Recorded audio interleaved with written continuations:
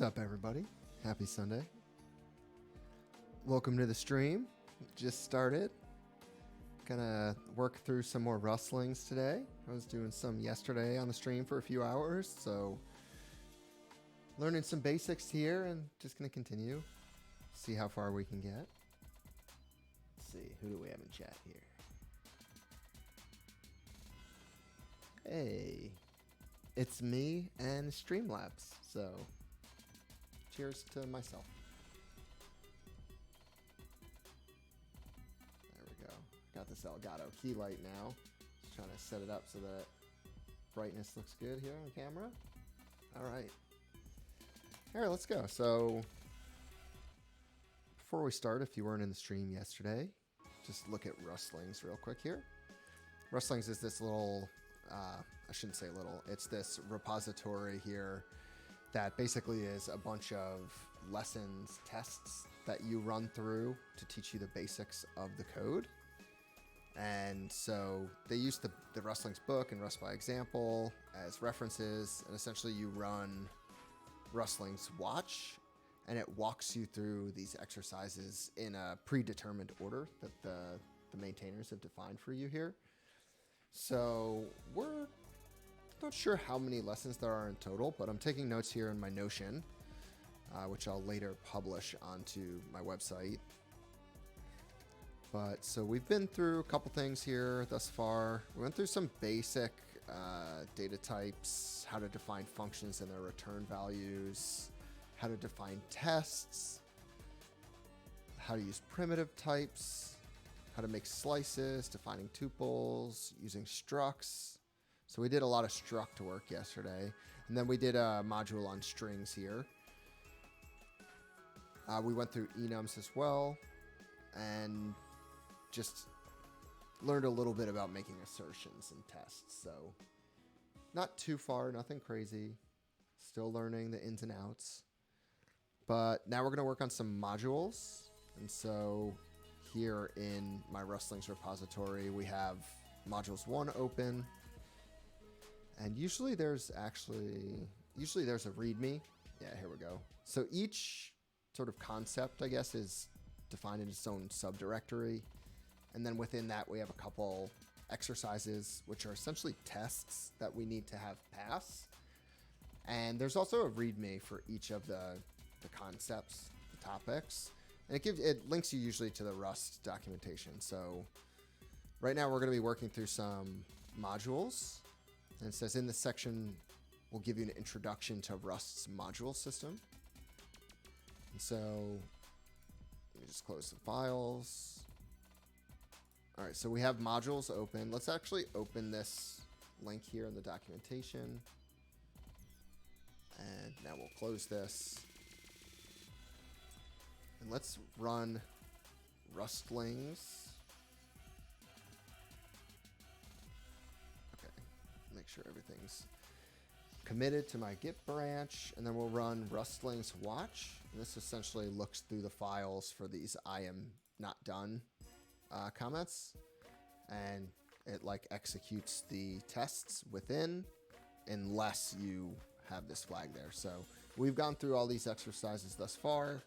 Each of these passing tests is a different exercise. Now we're in modules 1. And then here's our Rust compiler output, which thus far has been pretty good. Like I think it's quite helpful output.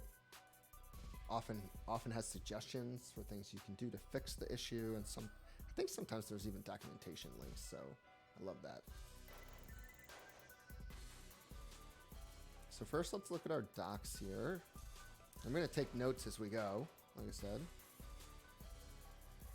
So we'll talk about the modules and other parts of the module system, namely paths. Use keyword that brings a path into scope. So modules, the idea here is they let us organize code within a crate.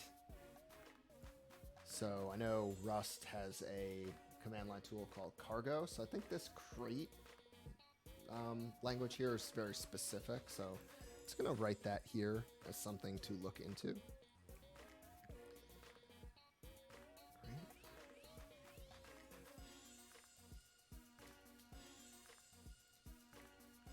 going to blow up the text here. Looking at my monitor off to the side. Looks a little small for y'all. Okay. So, crate, is this related to cargo in any way? Into groups for readability and easy reuse. Modules also control privacy. Yeah, so you might have some modules that need to access the file system or something like that, and you want to limit their sort of permissions on the module level, whereas your other modules may not care because they may not need to do that. Yeah, and here you go. Privacy of items. So, okay, whether they're used internally by our code base, like we're writing them for ourselves, or whether they're meant to be used by someone using our tool, if it was like something like an open source library. So, modules.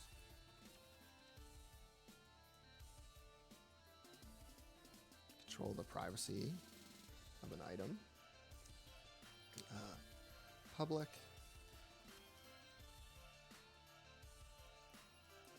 So we have used by outside code. I would guess this example would be an open source library, like I said. And then we have private.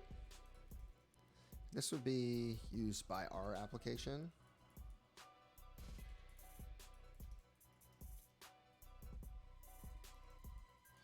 We don't mean for anybody else to use it. Okay. Cool. As an example, let's write a library, crate. So this must have something to do with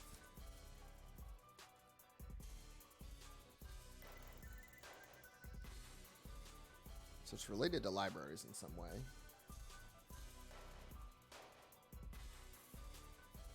Let's write a library crate that provides the functionality of a restaurant. We'll define the signatures function.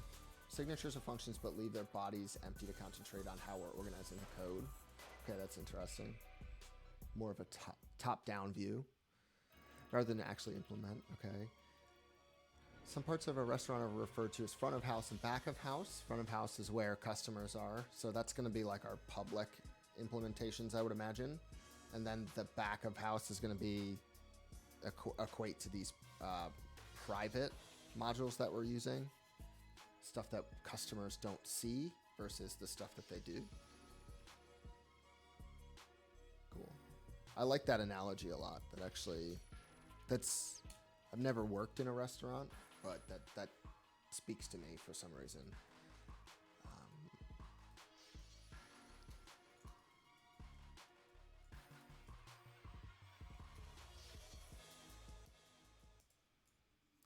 So we have, whoops. Hotkeys getting away from me here. So front of house.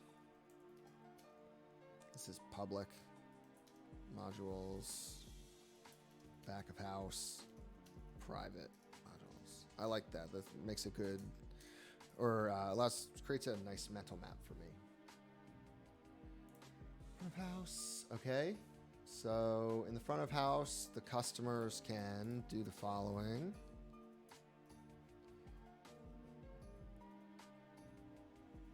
Seat customers, take orders, take payment, make drinks. Okay. So I guess those would all be individual modules in this example. And this concept of modules is definitely something that is not foreign to me, despite my coming from JavaScript, but I just want to run through like these docs and exercises as intended, just to give myself a full view of what's going on. Okay, so the back of house would do things like cook, clean up, admin work. Okay. To structure our crate in the same way that a real restaurant works, we can organize the functions into nested modules. Okay.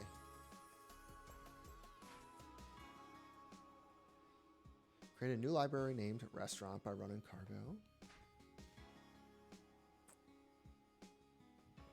Okay, so here, to structure our crate in the same way, We can organize function in a nested module. So I guess a crate is a nested module within your cargo.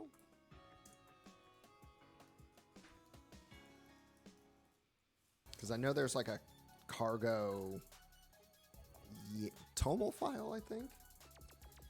Let's double check that.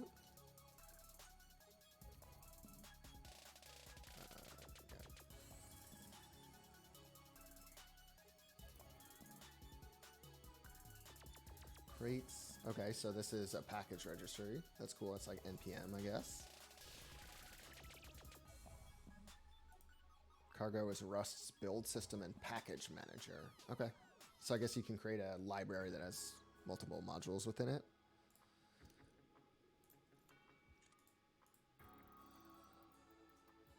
So the way I think this works is cargo is the package manager.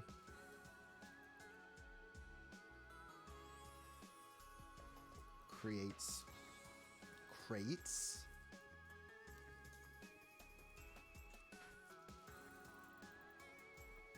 Cool, so it's sort of like NPM, I guess. Library. Okay, so modules are defined with the module keyword. Yeah, and then this is a cool little illustration here.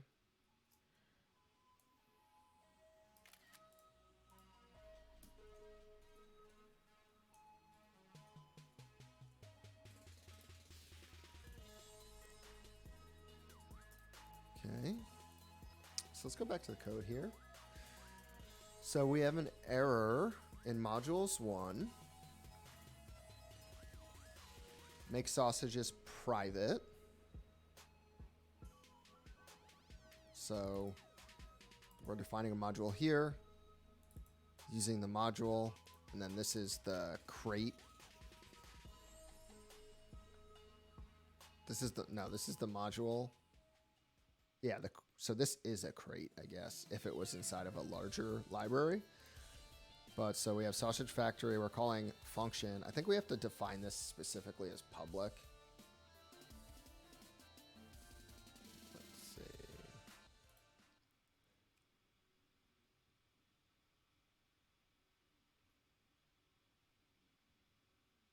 Path for referring to an item in a module. Okay. Yeah, that's what this double colon syntax is. Both absolute and relative paths are followed by one or more identifiers.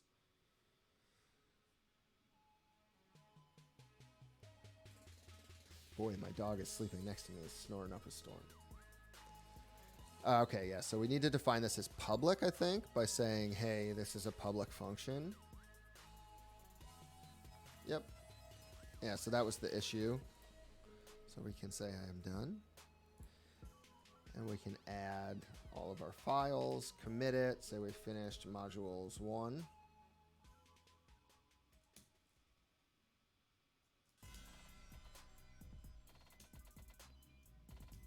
Okay.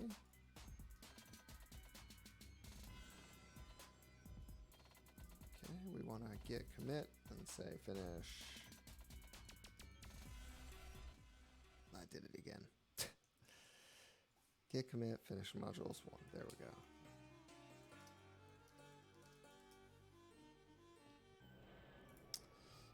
Okay, so we can close modules 1, open modules 2 here. Let's look at what we have going on. So we have a module called Delicious Snacks with 2 crates inside of it. So we have fruits, or 2 sub-modules, I guess. Delicious Snacks has fruits and veggies. You sell fruits. Pear as fruit. You sell veggies. Cucumber as veggies. So this is referring to itself as Delicious Snacks. Then it's referring to a submodule fruits. And it's referring to pear. So in this case, we're going to use pear as fruit, and we're going to use cucumber as veggies, or as veggie. And then here we're trying to print a line. Our favorite snacks are, and we're trying to print the fruit and the veggie from here. I have a feeling it's because this might be not public, but let's see.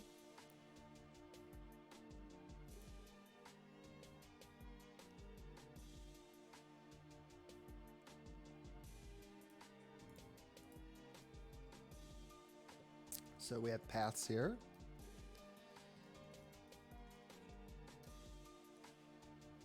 Absolute, relative.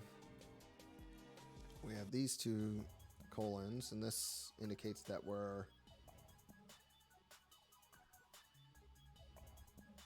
this separates parts of the path. Okay.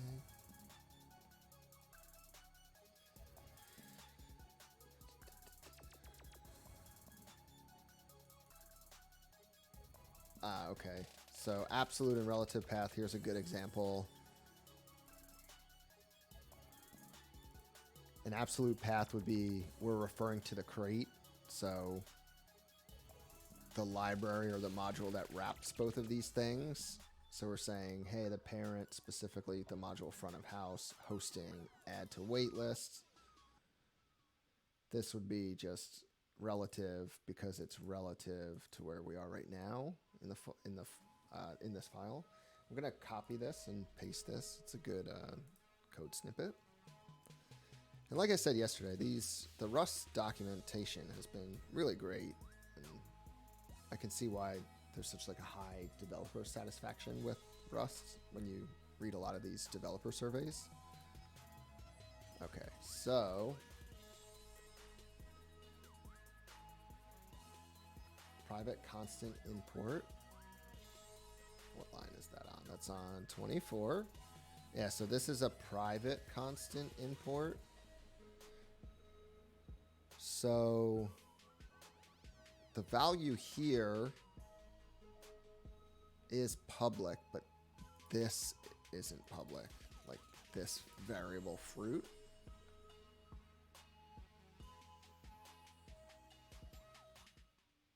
The constant import fruit.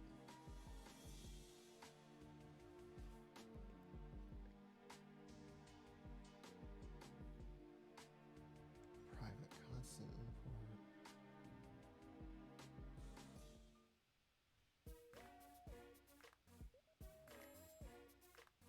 Private constant import.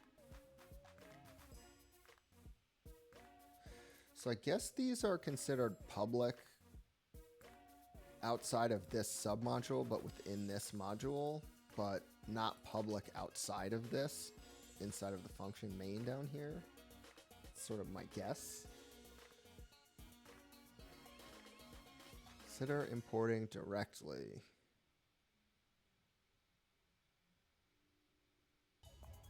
So maybe what we want to do is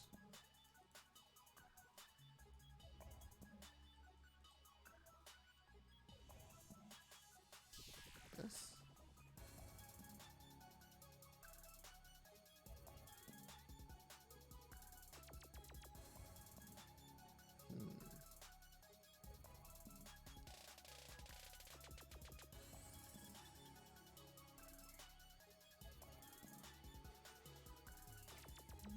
This is interesting. Okay, let's look a little bit more at the documentation. Maybe we can find out some more things going on here.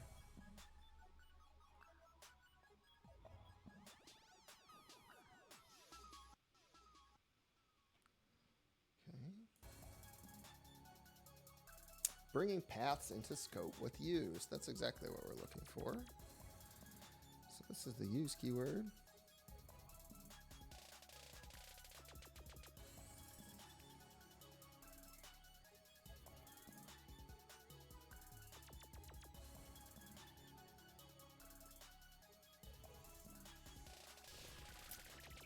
We can bring a path into a scope once and then call the items in that path as if they were local. So it's sort of like an alias almost here. So we'll use, and then it's an absolute path. in the scope of Eat Restaurant here. Yeah, so they're saying let's use this, and then you no longer need to prepend it with the absolute path. You now have like a relative path here. So let's see.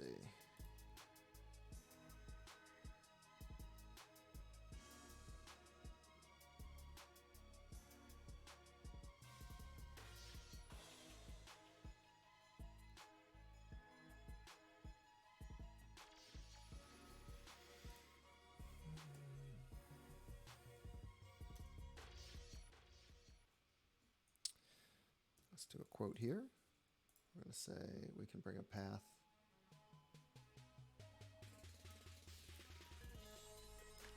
Better description than I would come up with. Adding use in a path in the scope is similar to creating a symbolic link. Ah, that's exactly what I said. Then I almost spelled similar like symbolic link. So similar to a symlink.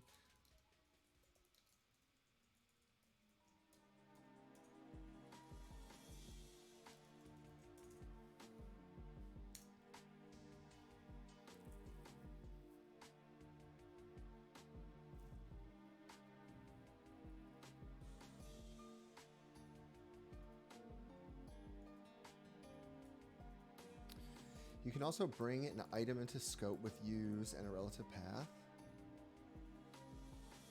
So self, okay.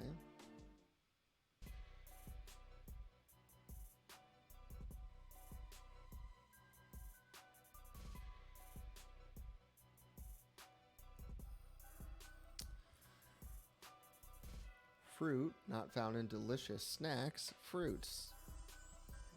Do I do this?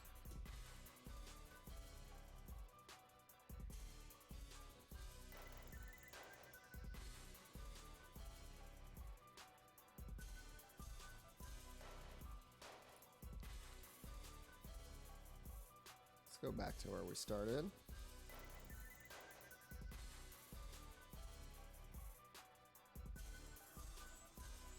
Constant import, fruit is private. So do we just say public?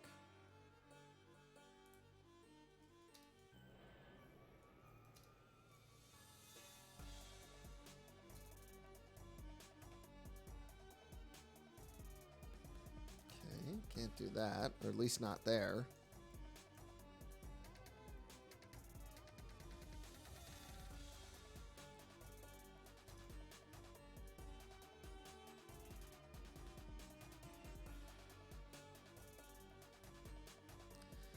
Okay, let's think about this for a second. So it's drawing a link. It's saying myself, as in delicious snacks. So we're assigning this as fruit, I think. I think that's how the as works. Let's see if there's a... Let's go to the Rustlings docs.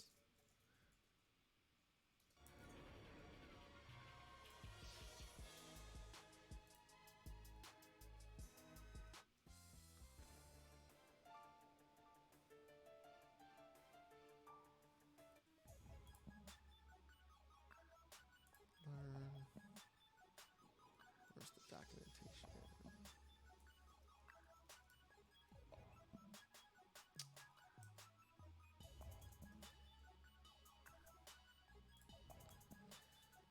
Where are the docs?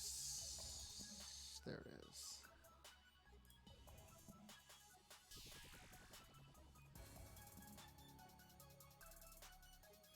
Cast between types or rename and import. Okay, so that makes sense. Let's take a note.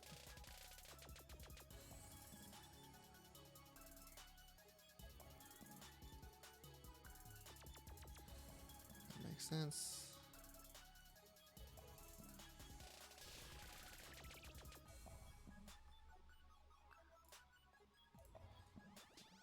Okay. So we're saying that this is fruit. I'm thinking like that the issue is that fruit and veggie are not public. Yep, that's what it was. So we're defining a public variable called fruit within delicious snacks that looks at its own scope, goes down to its fruit submodule, finds the pair constant, and then assigns that to fruit. Okay, that makes sense.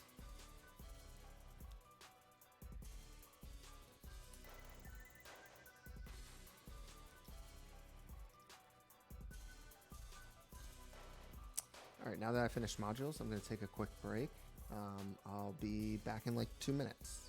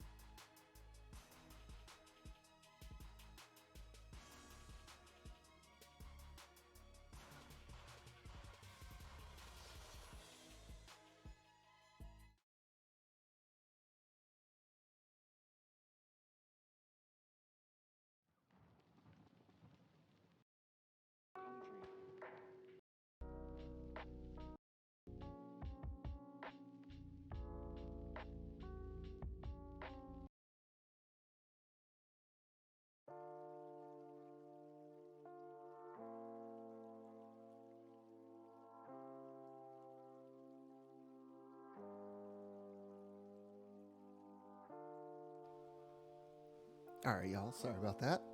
Had to run downstairs, grab myself some water. before we continue, I'm sorry, onto this next module here. All right, so we actually just did the modules module. A little bit meta, but now we're going to move on to macros. So modules make sense to me. Seems like something I've experienced before in other languages. Macros, not so much. So I'm going to open the README file here because, as is the case with all of these lessons we're going through. Hold on one second. I'm going to adjust the audio here.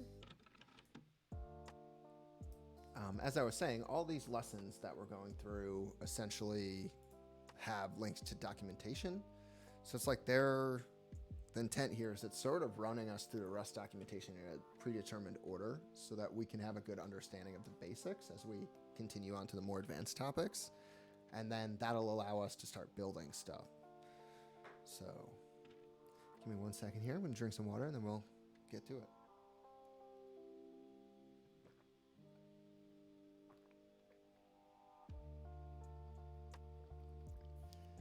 And in addition to the water, I have my trusty Blue Coat gin here with a little bit of seltzer. So cheers, happy weekend, happy Sunday.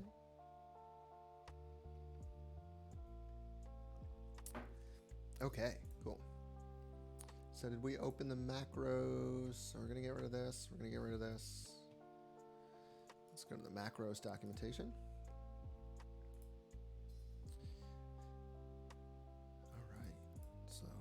Set up a new section to our docs heading. Macros. We've used macros before, like print line, okay, throughout this book. But we haven't fully explored what they are or how they work. That's true.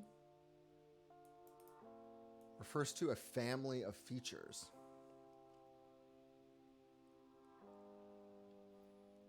Derive macros that specify code added with the derive attribute used on structs and enums. Attribute like macros that define custom attributes. Function like macros. Think I get that.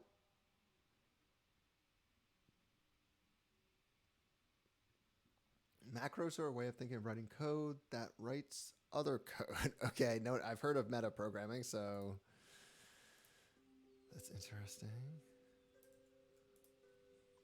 Say that's a quote. Do that. Then maybe we should look up meta programming real quick. On Wikipedia, meta programming is a programming technique in which computer programs have the ability to treat other programs as their data.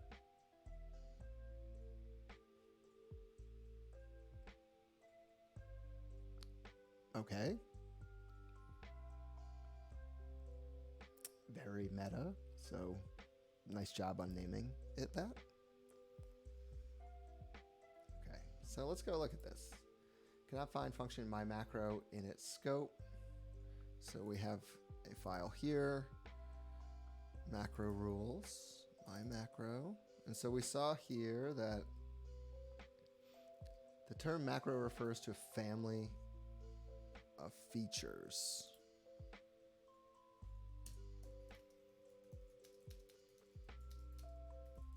Feel like that's important. And we use macro rules, it seems, to define a macro.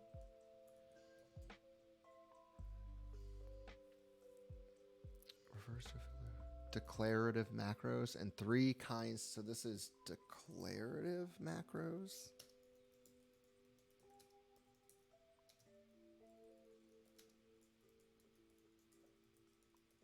I think. Okay. Why is this not a bullet?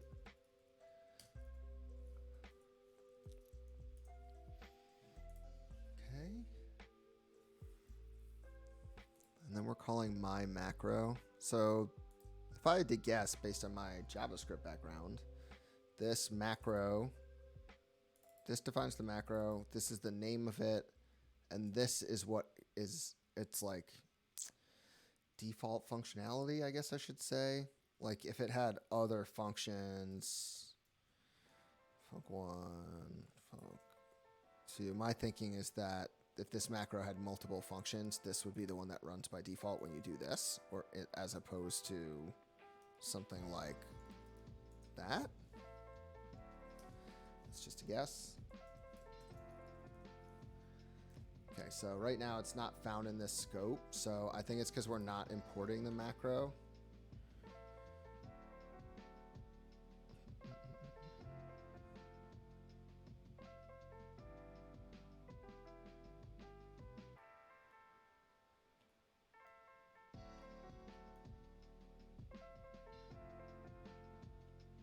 Okay, these are the other ones, the so declarative and procedural macros.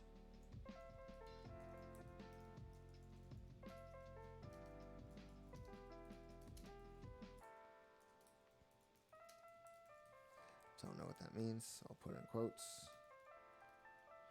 Procedural macros, okay. Let's see.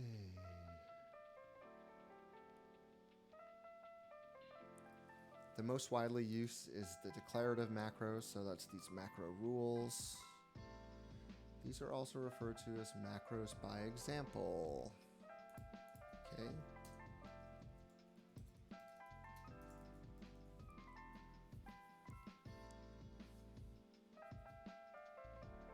Or just plain macros. At their core, declarative macros are allowed you to write something similar to a Rust match expression, which we went over last time, which is almost like sort of like a switch case in JavaScript.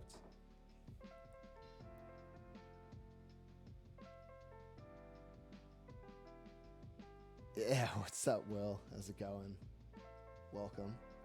Yeah, I'm looking at them in macros now. We just went through modules, which was pretty straightforward. And now we're going through some macros. So let's discuss in chapter 6. Yeah, control structures. Macros also compare value of patterns. So there's like pattern matching going on. Macros also compare values. In this situation, the value is the literal Rust source code passed to the macro. So I guess that's what we were looking at meta programming. So it seems to be allowing one piece of code to have another piece of code as its value. The patterns are compared with the structure of that source code. Okay, yeah, that makes sense. So that's sort of like when we looked at a match statement. Let's see.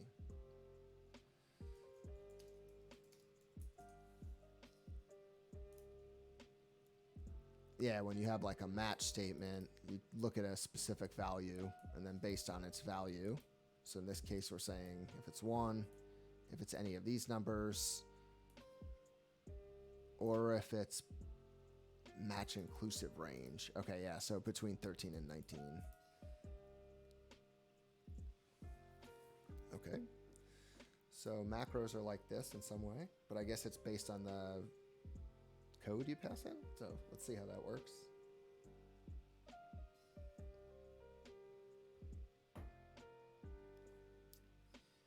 By looking at how the vector macro is defined. Okay. I'm going to get rid of this because procedural macros don't sound like something we're going to be using too much. And if we do, we'll learn about them later. So example here would be vec, which I'm assuming creates a vector. Yep. We can use vec to create a new vector with particular values. Okay. So we're creating a variable called v that is a vec type, which contains U32s. Rust data types. Here we go.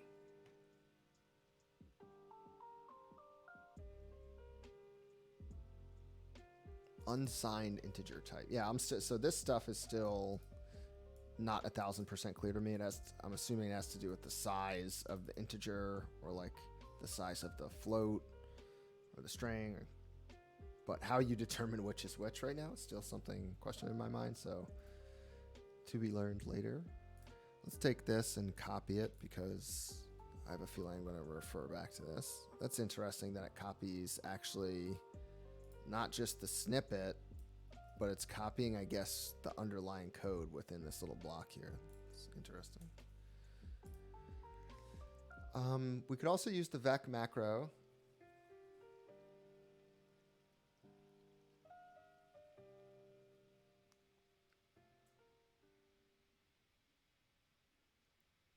Yeah, okay. I did think about that for a second. Yeah, that's what it seems like to me. So my assumption would be you would want to be use. My assumption would be that you want to use the lowest number. So like use a U8 when possible instead of using like a U32 unnecessarily. Yeah, exactly. Okay. Yeah. My question, I guess, is how do you determine how many bits something would take up? Is it just like, hey, I'm going to start with like an I8 and just run it until the compiler tells me that it's fine? That's what I would do right now. So we could also use... Yeah, I think so. Like it's the size of the number, or like how many bytes the string takes to store, but like how you know what that is off the bat, I would just be guessing. Or I would be. I'm sure somebody's not guessing. We could also use vector macro to make a vector of 2 integers or vector of 5 string slices. We wouldn't be able to use a function to do the same because we wouldn't know the number or type of values up front. Okay. Wow. I'm going to go back to the Rustlings because I think I'm getting deep in the documentation, but we have a macro export definition. Okay. So here we're getting an error saying that my macro is not found in the scope. So this is, we're trying to use this, but for some reason it's not working. What if it has to do with this macro export?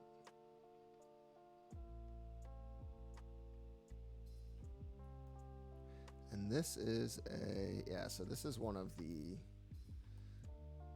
what's it called? Declarative macro. Which is up here. Let's see, declarative.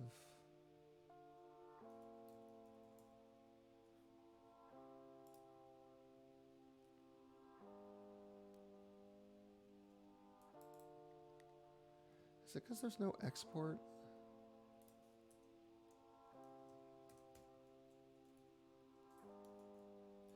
Macro export? Yeah. I would think this would be the export out of a separate file. But I'm gonna play you all some music. Yeah, that doesn't work. Give a shout out to Chill Out Records for letting me do this. Come on here and play you all some music. Okay. I don't know what's going on with the music, but we're back.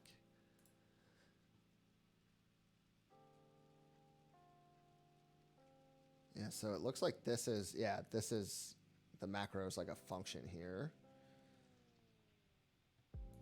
Check out my macro. Okay, so we would expect when we run this that we're just going to get this string as output. This is an export because I would assume, exporting it out of this file. But in our case, we're using the same file. Let's go to Rust by example. Yeah, here we go.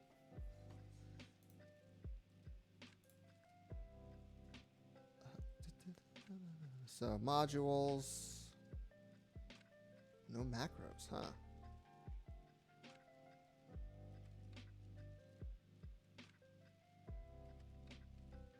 Crates, cargo. So that we're definitely going to be learning some of that. Oh, there it is. I just saw it. There it is. Macros. Yeah, so macro rules say hi. We have a macro that takes no arguments, which is what we have here. Say hello. Print line.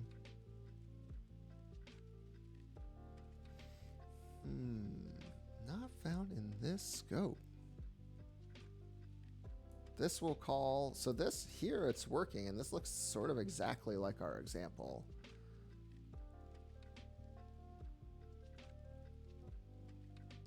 Just gonna copy this because this is a good example too.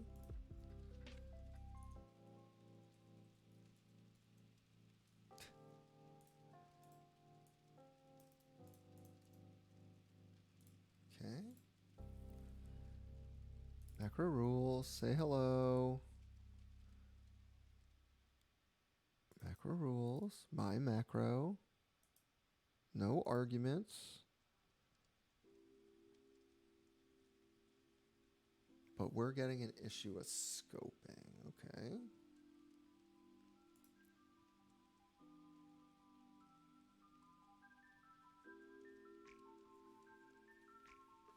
Macros look like functions, except they end with a bang. Interesting.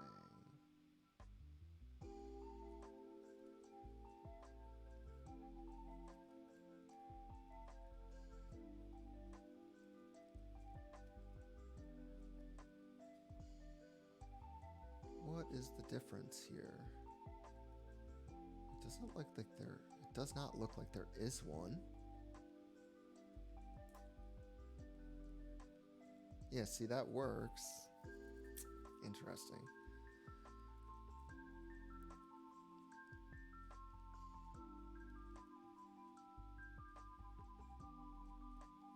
Not found in this. See, this macro is defined before the main and is in the scope. Print line, that's the exact same thing we're doing. Macro rules with the name.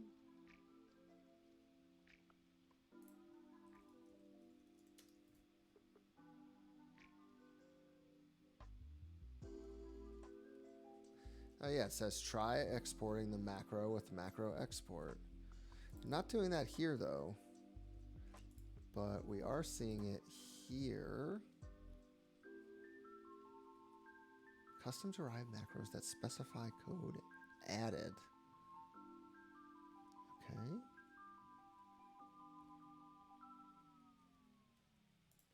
Yeah, see, even when I did this, oops.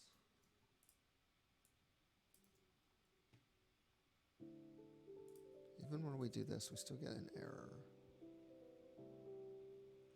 Unexpected function found. Found my macro. Aha. Yes, because it's a macro, so to execute it, you need to use like a exclamation point. Okay, interesting. Does it work without this?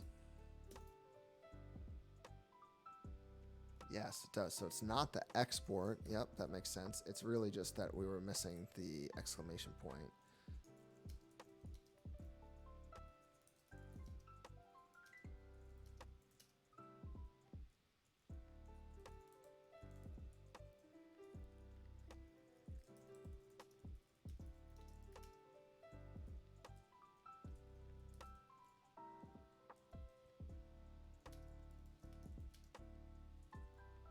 Okay, so it's the exclamation point. That makes sense here. Get rid of the I am not done.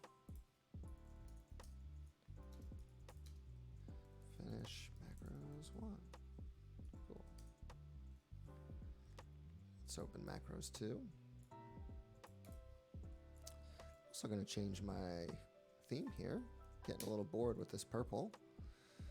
Let's go with my classic Dracula. Oh, I am using Dracula right now. Okay. Never mind then. Could always do Monakai. Looks pretty good. So let's get rid of both of these files. Let's open modules or macros too. I'm sorry.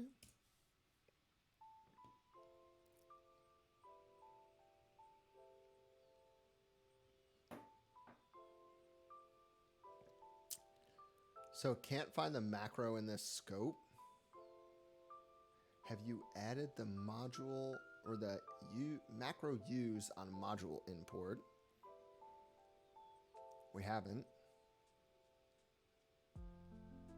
Yeah, unused macro definition. I think really it's that we're defining this before trying to run it. That would be my guess.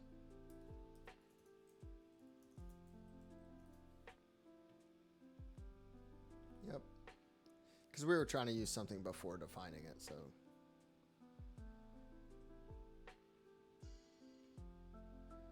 Let's see, is there anything in here about macro? Oh. Macro use. Macro use.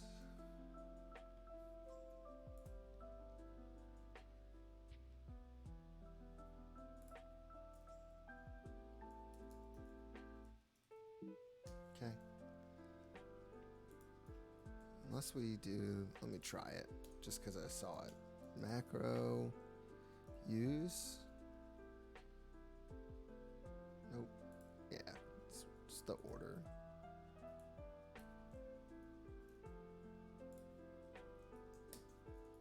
Okay.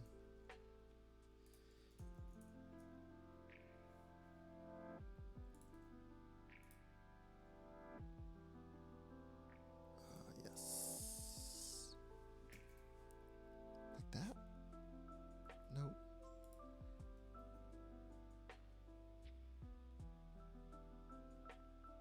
Have you added macro use? No. I thought we fixed this earlier. Let's see. Oh, wait.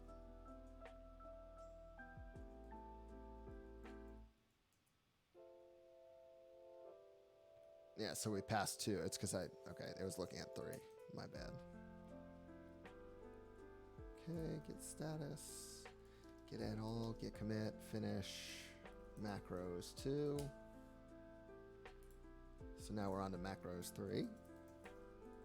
Sounds like fun. So we have an issue here. Cannot find macro, my macro. So it looks like in this case we have a module called macros with a macro inside of it called my macro. So macros, my macro would be the path. And then here we're just calling my macro straight away. I think that what we need to do, have you used my, I want to Google this because I keep seeing that, but I'm not sure what it is.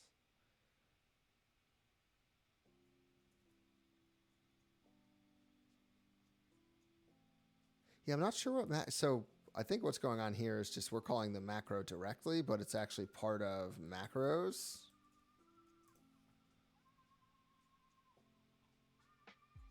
Could not find my macro. So because this needs to be public.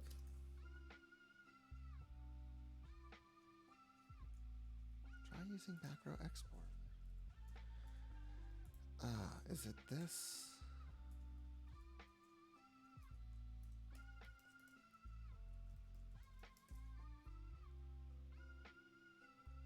Cannot find my macro.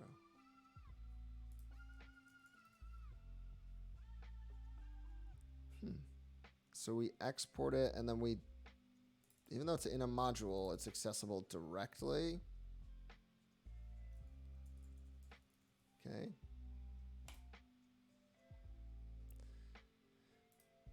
The macro export annotation indicates that this macro should be made available whenever the crate in which the macro is defined is brought into scope. So because the module macros is already in scope, this is now available to us.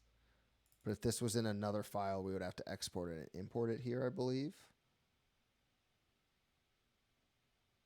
Okay.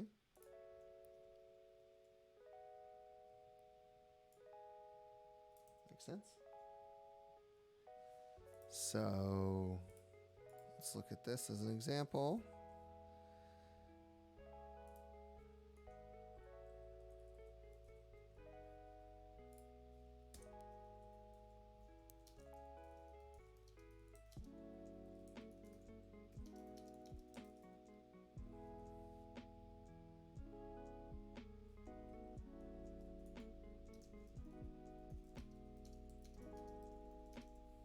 Yeah, we'd have to import it and we'd have to export this, I think. Right? Macro X or module export? I don't know. There's a way to import them. It's weird that you don't call it off the module. Yeah, I agree. Like that, my original thought was that you would do this. That's sort of what you're thinking, right?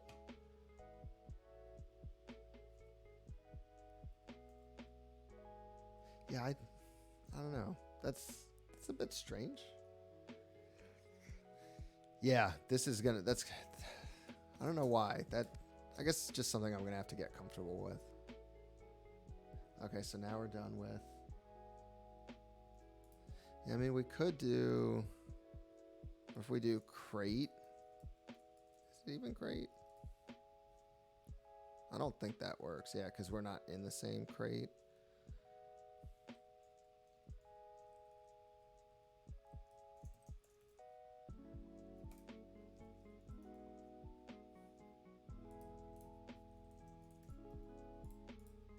Status, get egg, finish, macros 3. Cool. Now we're moving on to macros 4.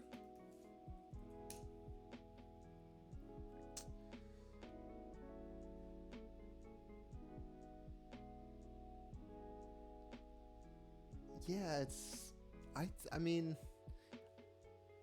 I also like I guess I understand this far. The exclamation point means it's a macro. You can define them. But I guess I'm not necessarily sure why you would define a macro versus like a module with functions inside of it, or a module that had multiple modules that had functions inside of them. Which I guess is a good question. Let me write that down. That's part of the reasons I take notes here is things to follow up on, but also things that turn into potential blog posts or egghead videos. So why use a macro instead of a...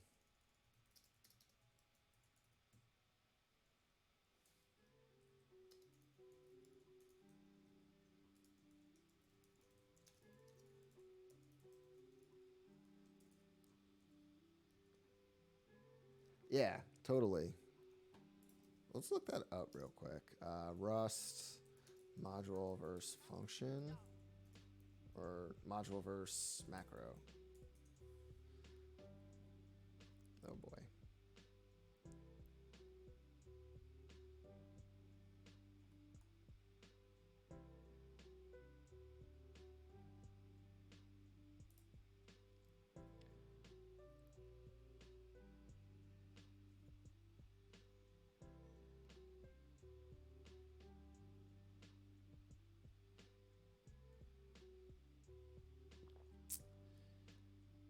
All right, I guess I'll look that up later. All right, so we're on macros 4. No rules. Expected the token. Val expression.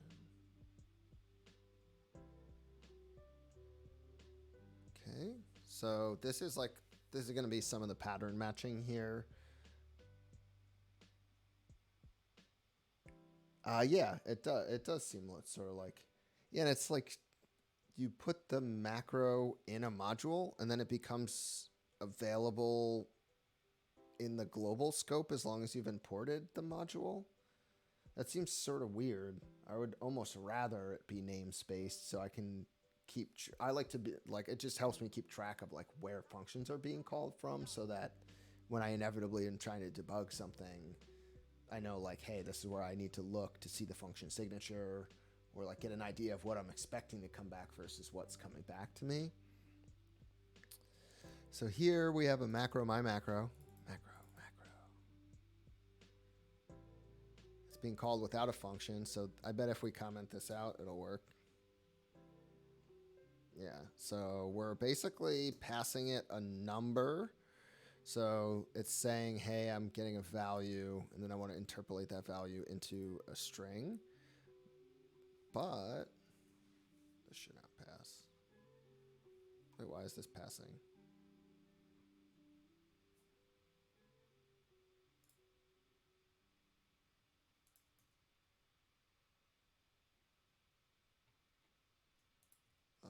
What?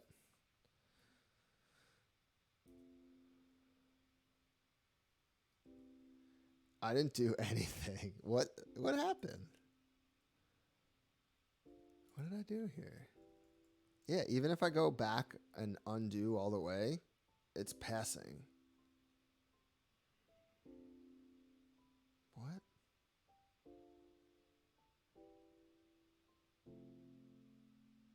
I mean, this makes sense. It just shows pattern matching, I guess.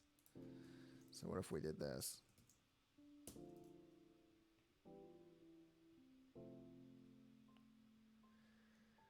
Oh, yeah. So that works.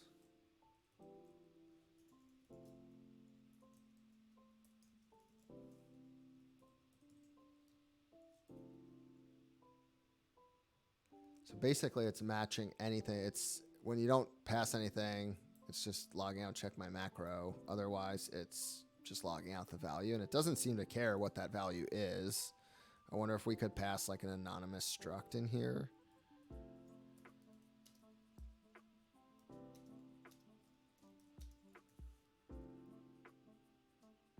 Yeah, that makes sense. I'm not surprised. There must be some way you have to cast this to be output. Okay, cool. Finished. Whoa. Whoa.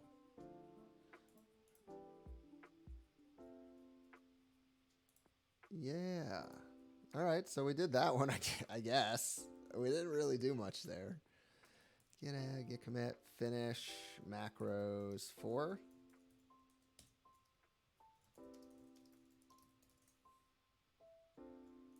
Okay, what comes next? Oh, we need to remove this. Yep. So now we're moving on to exercises, test 4. This test covers these sections, modules and macros. Oh, how useful. Since that is what we were just doing, sorry, should be pretty easy.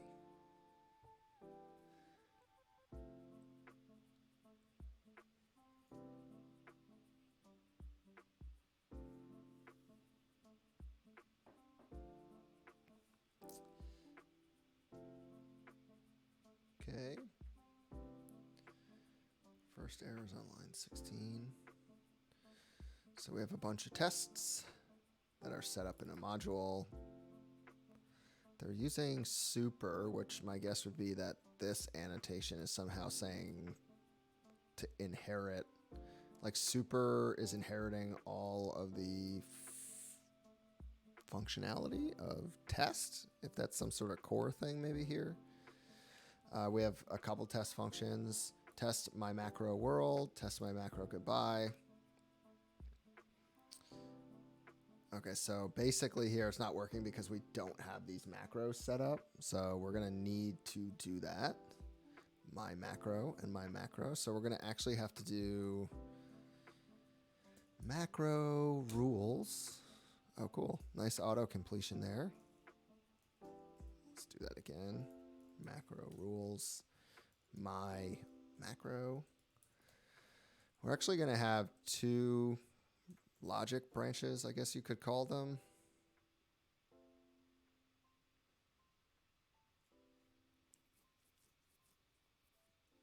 Yeah, so one is going to be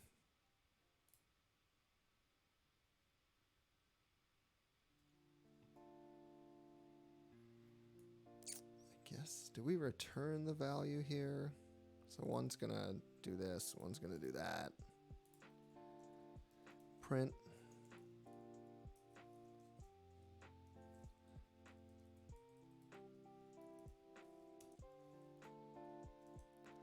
Something like that. Or we need to return them.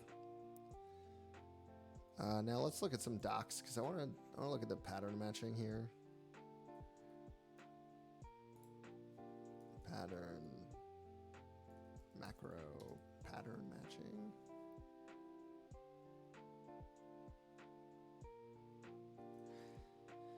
Macros, pattern matching.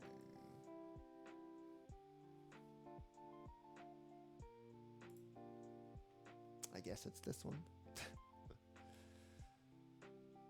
Yeah, so this syntax is what we had in the last one. So basically it was saying like if you had an empty one, but we're going to have like input, I guess. They're both going to have input, but we're sort of like trying to determine what the logic is. So I don't know if we do that in the pattern match, like we're trying to match on the value, or if we're trying to just say, hey, when we have input, we need to analyze it.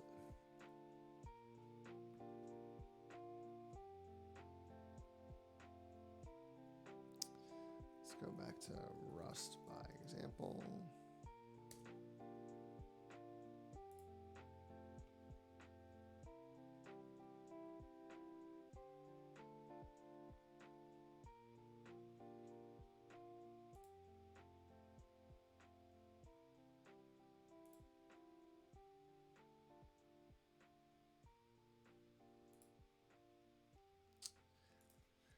Pattern matching.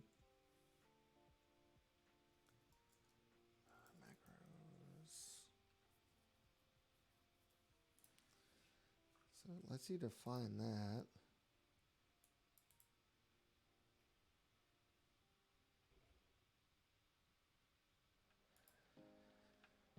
Okay.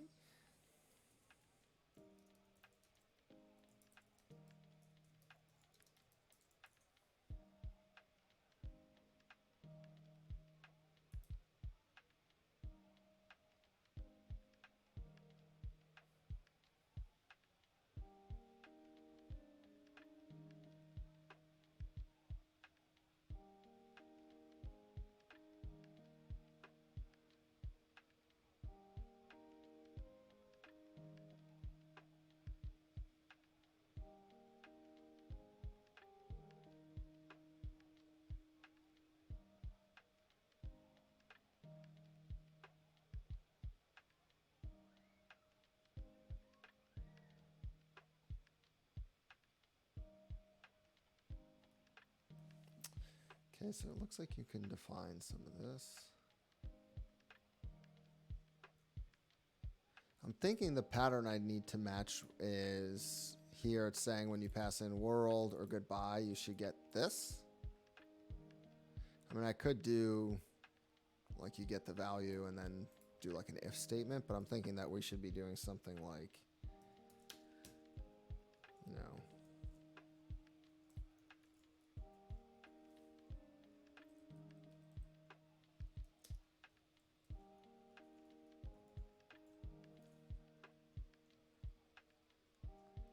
argument generically.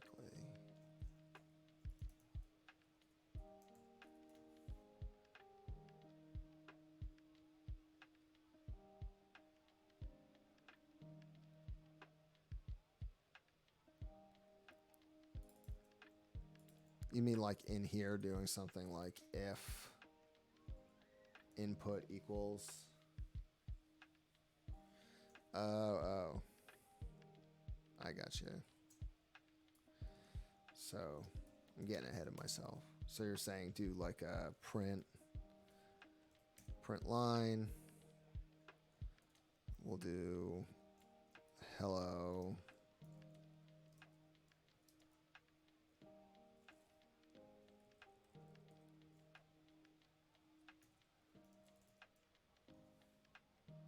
Can I do this? Input. How did we do it in the last one? Expression. Identity. Okay, that's an expression. So I guess it's these things. So right now I'm just going to do expression because that seems to be what we're looking for. I'll learn more about that later, I'm sure. It's going to be, yeah, still dollar sign.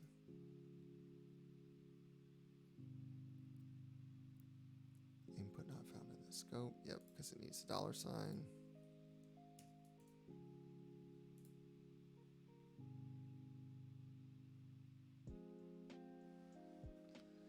Unused import. Expected an empty. Found a string.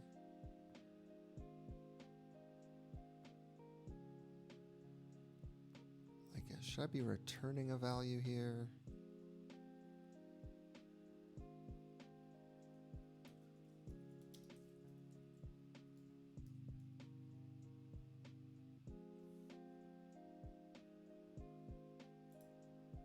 So the macros have a return value?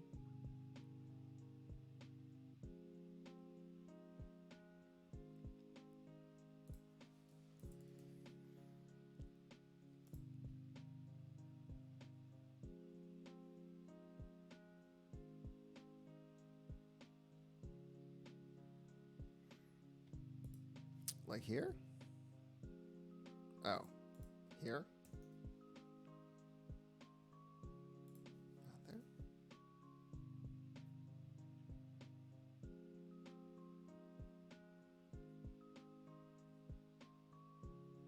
Always worth a shot. Note this originates in the macro, blah, blah. Okay, expected a tuple. Found a string. My macro.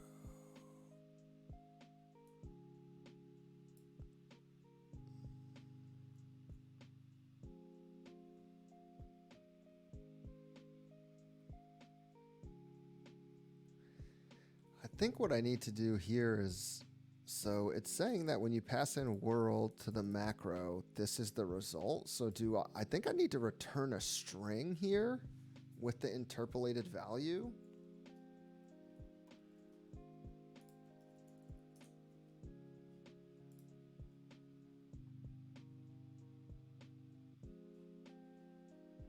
I just forget how you do.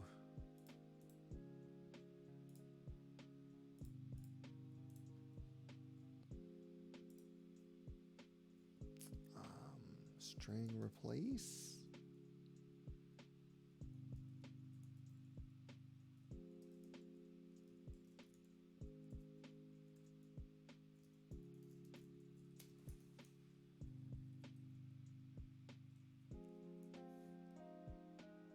That's not what I want. Oh, because I'm in completely wrong docs.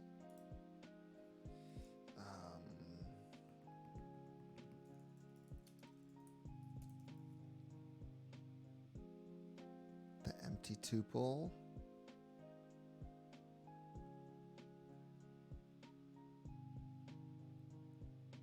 Do I need to have an empty tuple here just like this?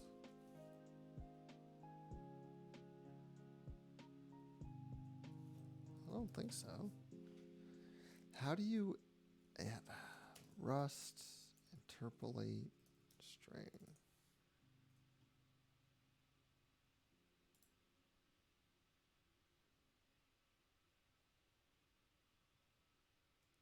Format.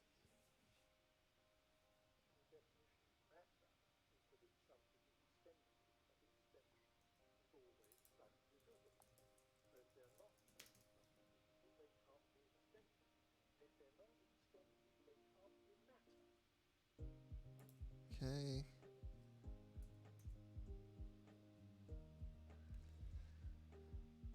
So it expected an empty tuple.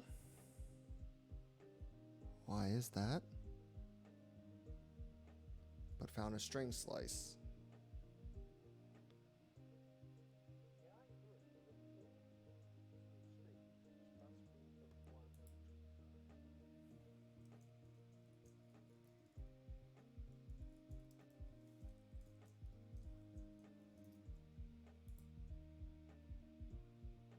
Okay, so all I did there was it said it was expecting an empty tuple, so I wrapped the string in a tuple,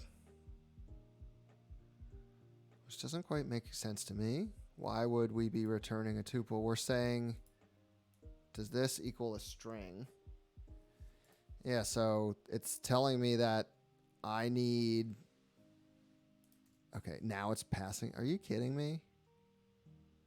Now it's... What? I did that before and it said it wasn't working. Okay, I'm going to shut down Rustlings. I'm going to start it again.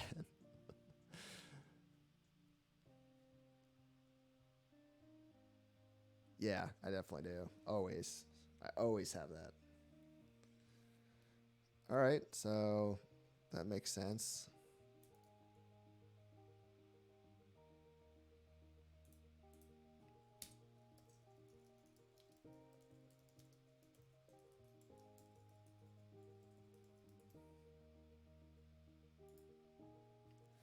Okay. All right, let's move on to the next. All right, so now we're moving to another topic called move semantics. So I'm going to take this moment to take another break, grab some more water, and maybe replenish my cocktail. I'll be back in like 5 minutes, less than 5 minutes.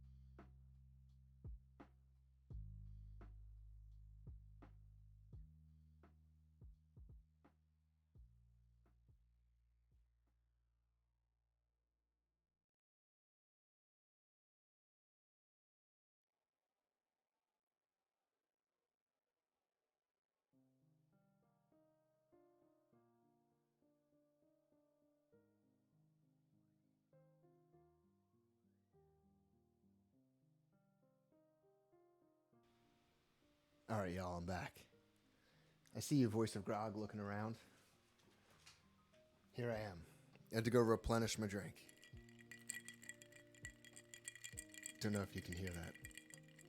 It's the sweet sound of a Philadelphia Distilling Old Bay vodka. Cheers, happy weekend. Ooh, yeah. Banjo's here. I don't know if you can see him, but he's making an appearance. He's newly featured in my emotes. Little does he know he's a star, even though he does no work for the stream, ever. Yeah, Grog, it's like Old Bay spice, like you would put on crabs. So it's like salty up front, spicy in the back end. Super tasty. Sorry, just trying to see what this dog is doing.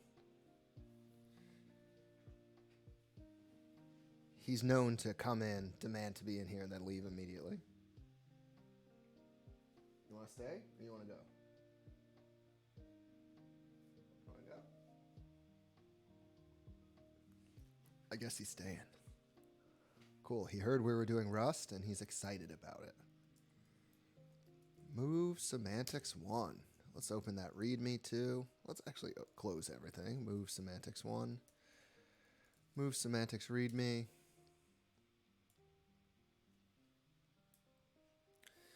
Excuse me, I got some cashews here to go along with my cocktail.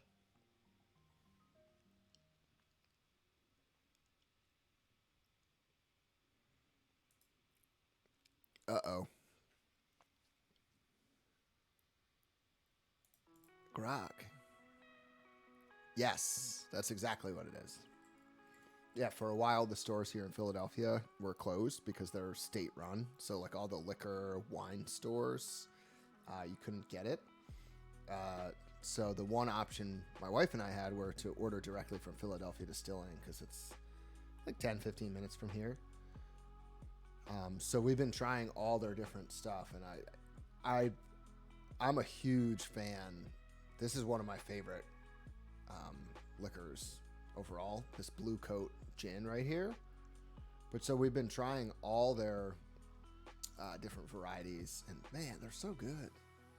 Yeah, so the gin is great. They have a barrel finished and an elderflower gin.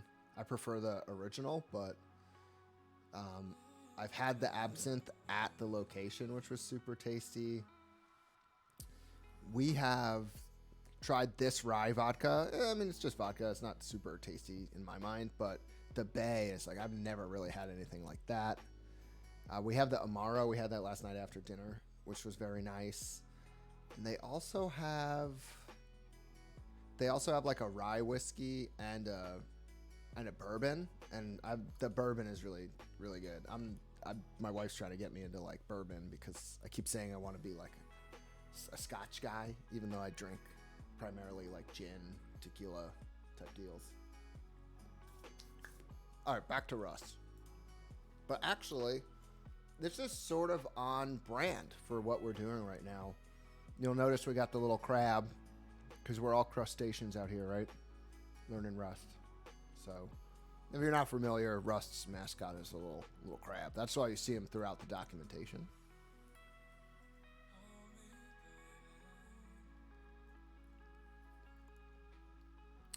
Yeah, this place is over in a part of Philadelphia that's gotten really popular over the past like 5 years. And my wife and I that's in the northeast. We live in the northwest, so it's like a 15 minutes straight across. But I have some friends that live over there, a guy I work with, a guy I went to college with. And so I've been to this place a few times, and they really make great cocktails, as well as just like general liquor. So Banjo decided to stay, by the way. I don't know if you can see him behind me, but he is currently laying on the floor. Yeah, I mean, with quarantine, who knows? Maybe one day I'll get down there, but I don't know if we'll be able to leave our houses, so. Give me 1 second. I'm just going to pause the mic, or mute the mic. I'm going to close the door. Banjo didn't close it on his way in.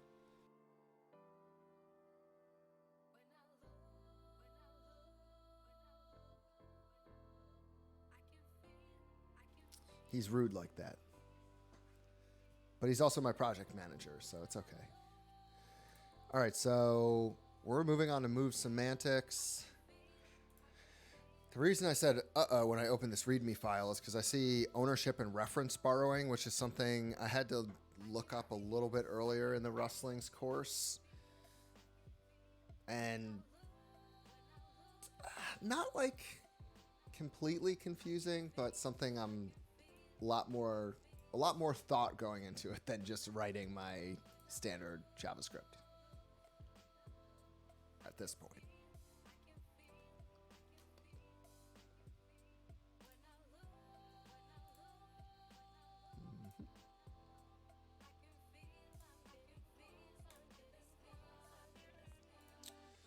Get rid of that. Get rid of that.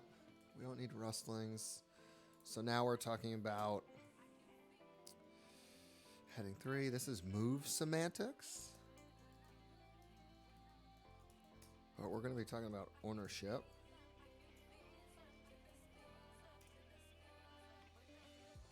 Rust central feature is ownership. Okay, so I guess I'm not going to be able to get away from learning this.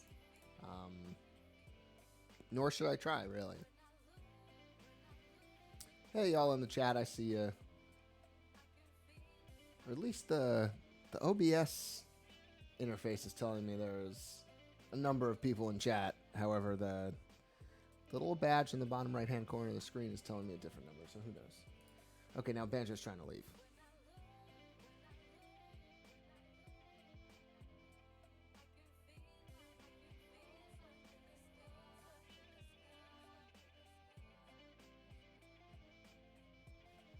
He didn't even help us solve one of these problems, so he heard like we're doing ownership and just was like, I'm out of here. I don't like that. It's too complicated.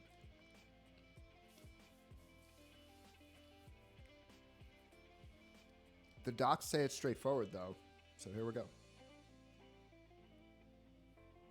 So all programs are managing memory. Yeah, I've heard of this before. Some languages have garbage collection that constantly looks for no longer used memory and cleans it up to free space for other things. Like, and I understand like assigning variables that allocates memory.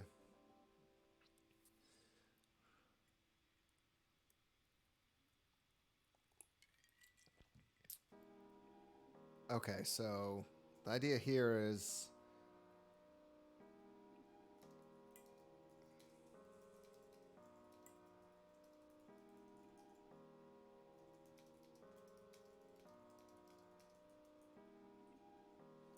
let's make this a numbered list. So in the past, we could have garbage collected.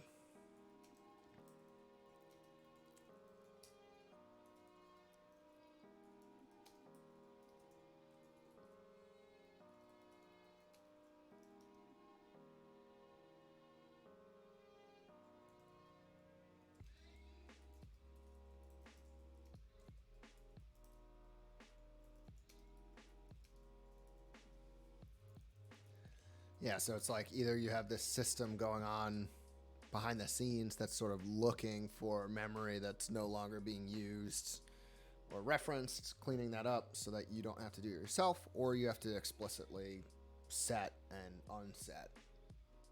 That's sort of like how I understand it. And the third way is Rust. They're saying they're creating a new paradigm here, I guess. And this is through ownership.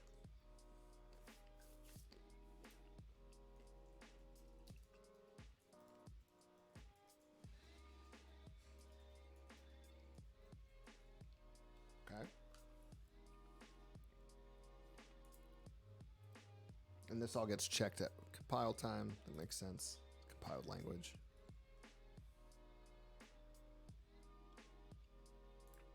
New concept for many programmers. I'm glad it's not just me.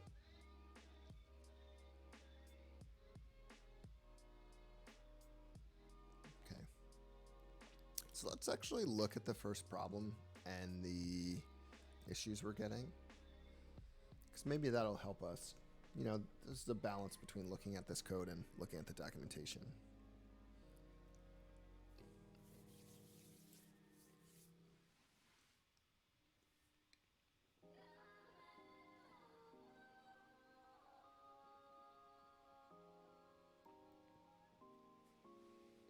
So the first error is on line 13.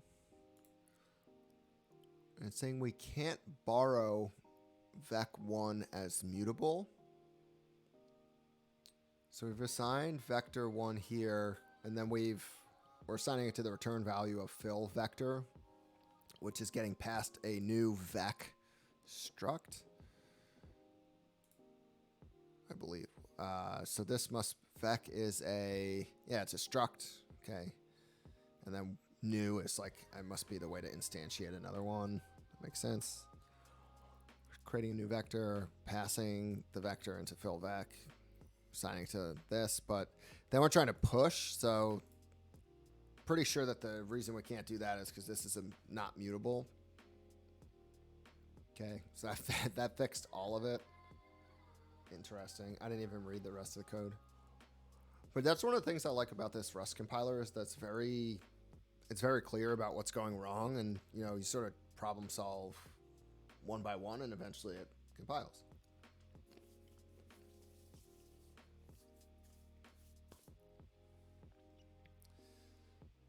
Okay.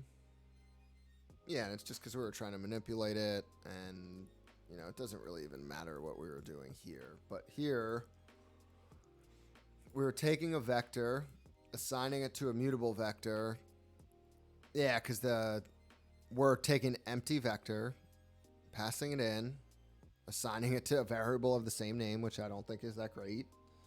But then we're pushing 3 values onto it and then returning this vector. It's mutable, which is why we're allowed to push to it. And then here we get vec1 back, and we try to push to vec1, but that was not mutable. So we had to make it mutable. Okay, cool.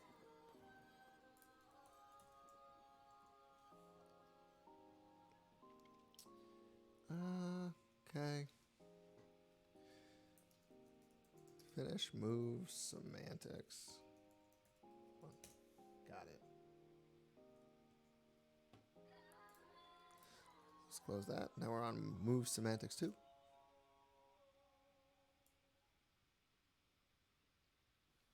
Let's see.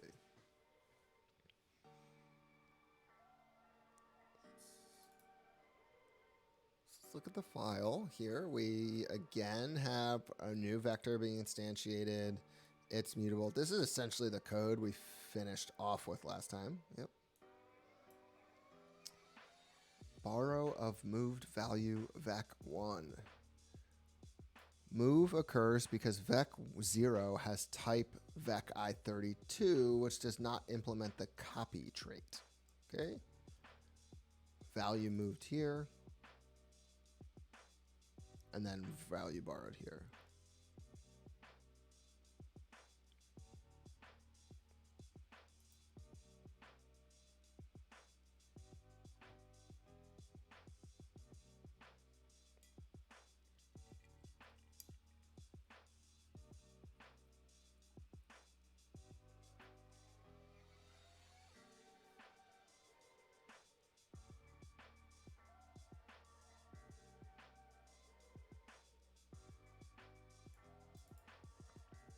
Multiple variables can interact with the same data in different ways.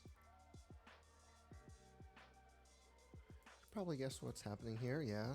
So x is 5, and then y is the value of 5, or value of x, which is 5 now.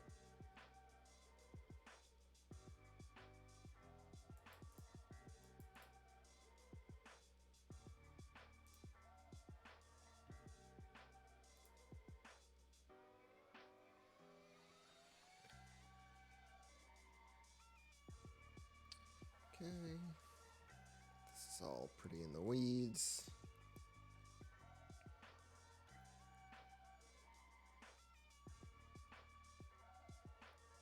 Yeah, that's what we're looking for.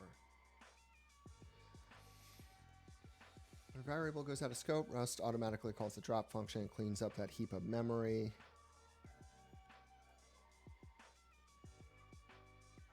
When S2 and S1 go out of scope, they will both try to free the same memory. I think we need to use the ampersand here to denote that it's being borrowed.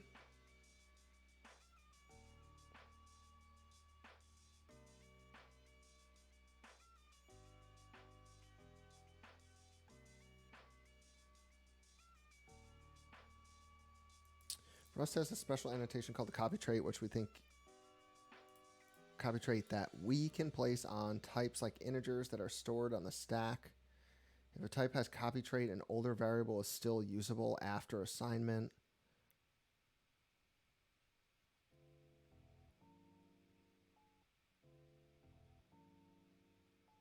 So certain types have it. But I guess vector does not. Okay.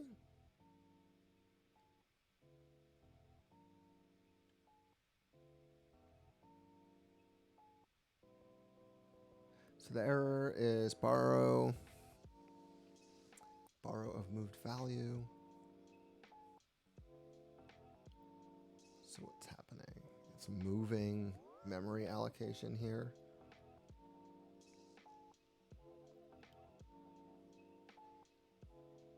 Variable scope, where is it? Move.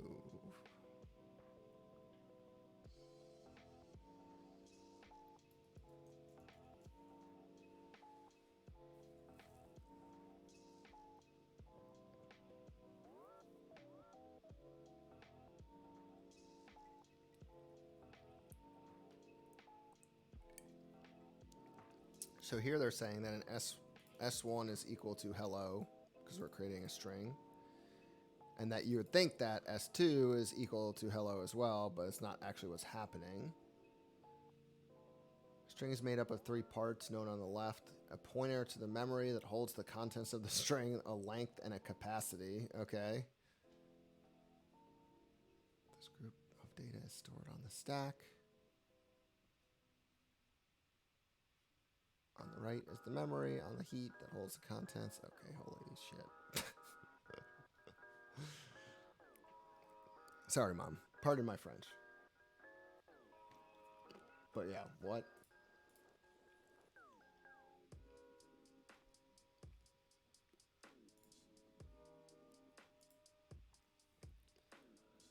How much? The length is how much memory in bytes. Mm-hmm.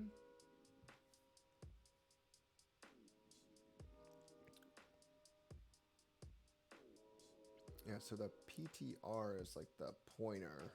Yeah, so basically these variables have the same length and capacity, but they're pointing at the same like value. So I think what's happening is something's happening where when we assign S1 to S2, the string data is copied, meaning we copied the pointer, the length, and the capacity. We do not copy the data on the heap that the pointer refers to. Okay. So we have a stack.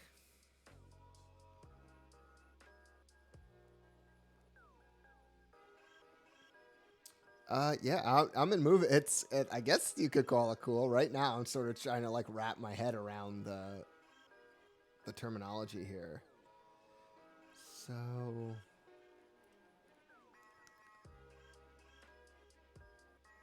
there's the stack versus the heap. Okay, I'll figure that out later. Big what on that? Question marks. Okay, yeah, that's. I mean, I would expect here. My thought was, where is it? That S1 would be hello, S2 would be point at S1, so it would be hello. But then if you manipulated S1 to be something else, like if this was mutable, then S2's value would change. But this is saying that it's essentially copying the same stack information, but it's not copying the heap. Reputation. It doesn't look like. It does not look like 4-3. It looks like 4-2. So, yeah, I guess this is sort of what I was thinking.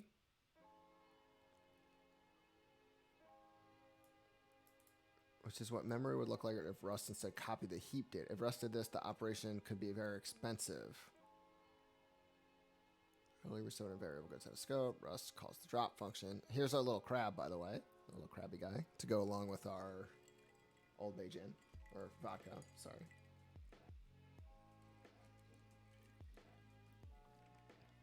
I can hear banjo. Okay, so here it's saying a move occurs because vector has a type of vector I32 which does not implement a copy. But we didn't get this error last time. In the last example, I should say, which is pretty much exactly this code. So value moved here.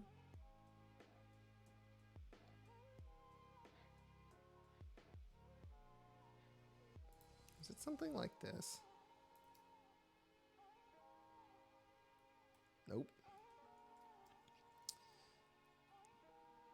So,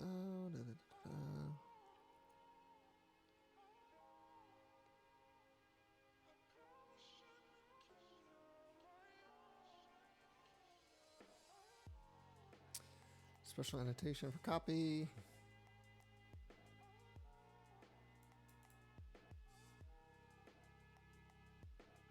Check the documentation for the given type to be sure, but as a general rule, any group of simple scalar values can be a copy. Okay. So we're not using we're using a custom struct with scalar types.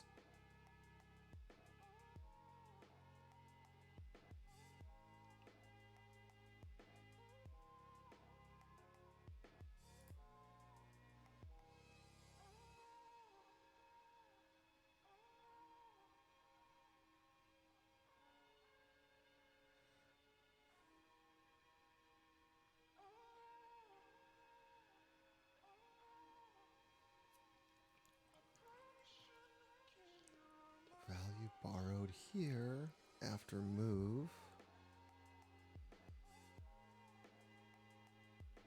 Okay.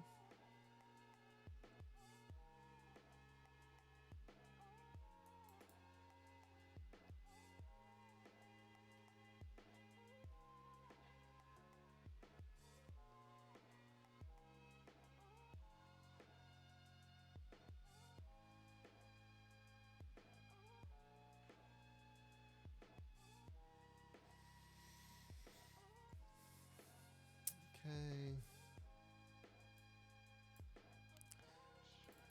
Gives ownership to its return value into S1, so it returns a string. Comes into scope. Takes and gives back. S2 is moved into takes and gives back, which also moves its return value into S3. Okay. Here, S3 goes out of scope and is dropped. S2 goes out of scope but was moved, so nothing happens. S1 goes out of scope and is dropped.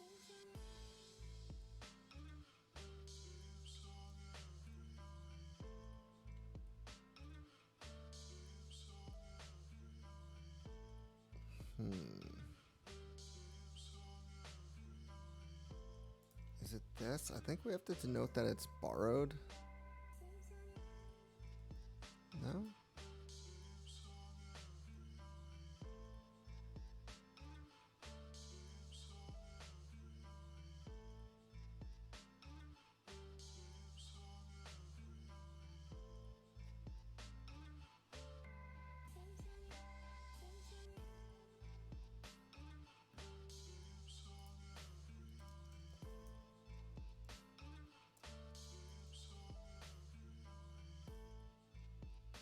No, it's not that. Interesting. It doesn't exist. At this point? At that print line, I think.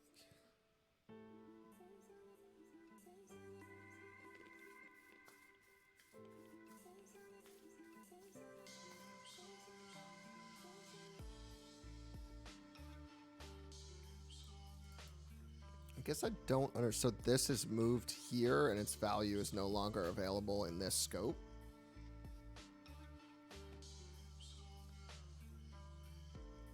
Let's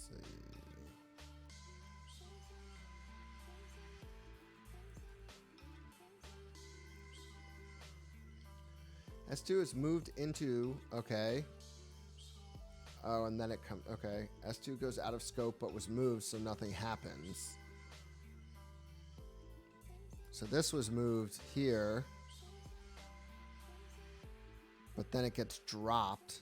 So there must be nothing. Yeah, it must be out of scope. Like if we did, this would probably pass. Yep. Yeah, I think you're right, Will. I think what's happening, because it's that when you comment that out, it's out of scope. Or it passes. So I think it's the reference here, because it gets moved, is out of scope. But we want to basically say it's borrowed, which I think is the ampersand. Borrowed. References and borrowing. Yeah, like this. I think we want to do and S1. We're saying that has a reference to an object as a parameter instead of taking ownership. Yeah, so I guess what's happening here is when we pass this in, this function takes ownership, but we don't want to do that. We actually want to say, I think this is what we want to do.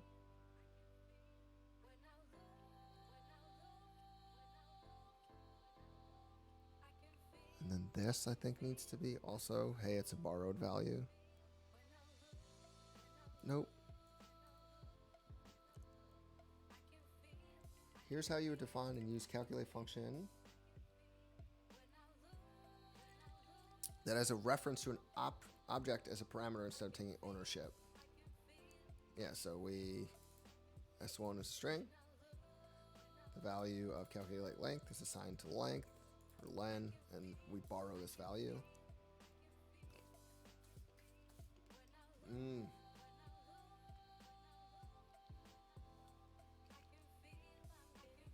Okay, yeah, so we pass in an ampersand argument, but also this type definition needs to define that it's not that the variable, it's that the type, it's a borrowed type. So the what we're passing in here is a borrowed vector. And so it, for reference within the function, it's called vec.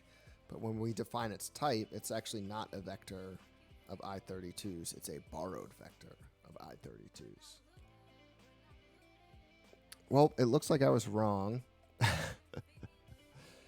because of return type. Oh, and then we need to return back the borrowed vector. Is that what's going on here?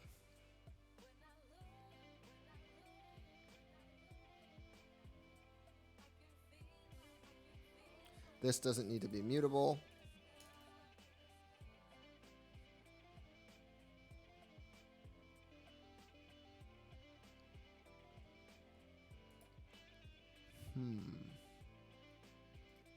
Okay. Doesn't seem to be right.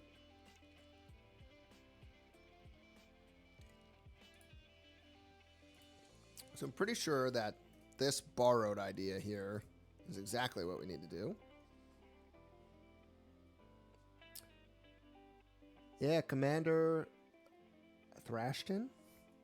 So Rustlings here is a repository that you can find on GitHub, and it's essentially a set of exercises to run through, like an introduction to Rust, syntactically, both, how to define variables, how to define functions, return types. There's a lot of similar ones of these for when I did some Elixir back a couple years ago. They're called cones, which I think are some sort of poem, but they have them for Ruby, they have them for Elixir. Yeah, Will, that's right. Yeah, I just started, so it's been like the past week or two. It started a little casually now. This is a second day streaming this weekend where I'm learning Rust. And I'm just trying to figure out what it's all about and then see how I can leverage it to build some small projects. So I'm introducing myself to some concepts and then we'll actually build something.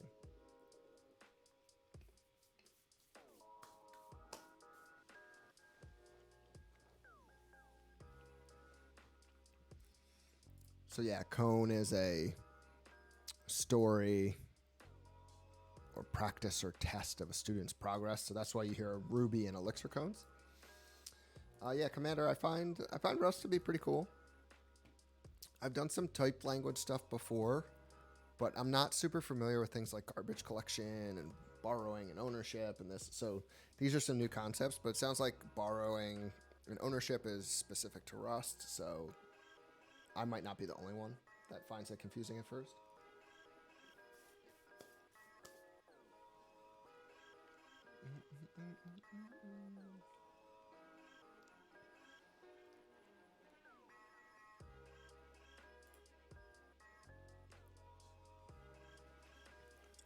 So do we need to define this and say, hey,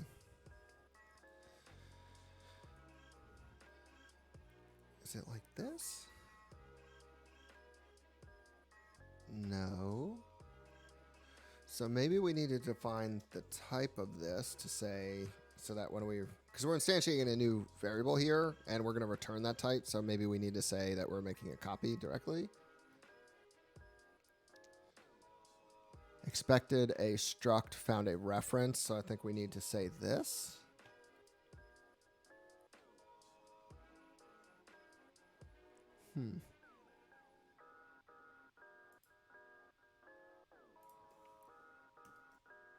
No, we don't want to return. Okay. Let's go back a step real quick.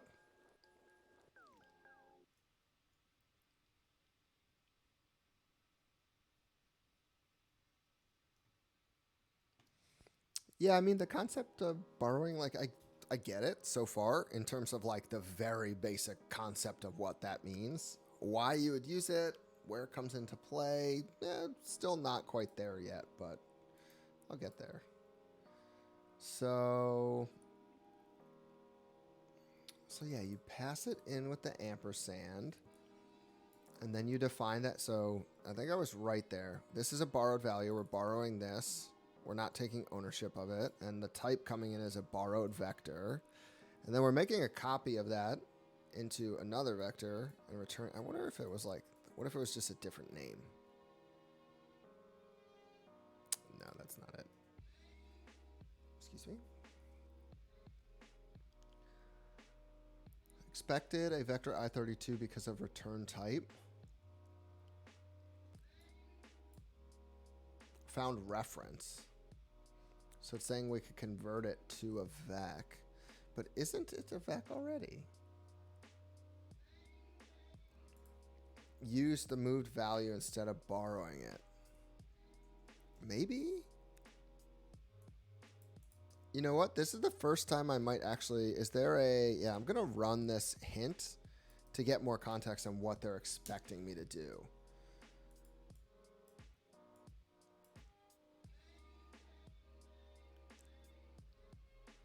Oh, this is like the answers. I don't want to see that.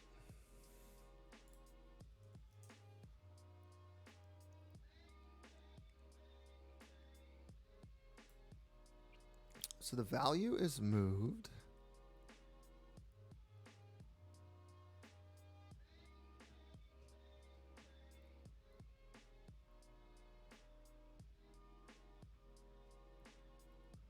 So I guess you could do something like this. I don't think this is the answer, but it might make it compile. Yep.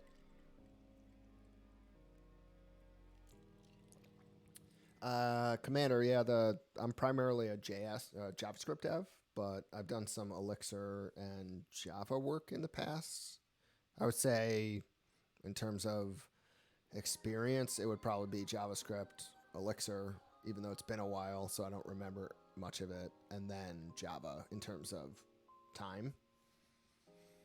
Yeah, so here the issue is, I think, Will, you're right. This value is moved, so it gets dropped, and then by the time we get here, there is no value, because I made it mutable and then just made a new instantiation of vec 0, and the compiler works now. I don't think that's necessarily the answer either. I wish there was a little bit more of, like, make me compile without changing line 13.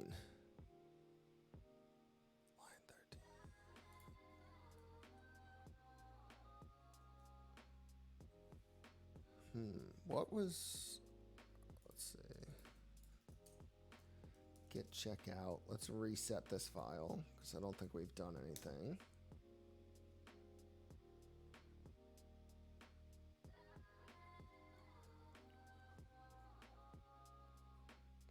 So without changing line 13, which is the print line. Yeah, that must be it. That's the only thing I can think of. But vac equals vac new. Okay. Ah, yep.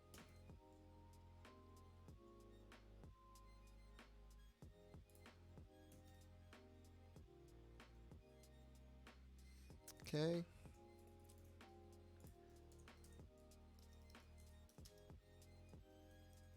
Finish move semantics 2.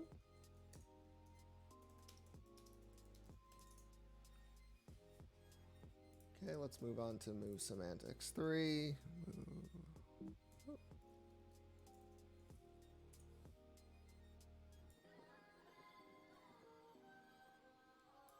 Cannot borrow vac is mutable. 1 second, my dog wants in.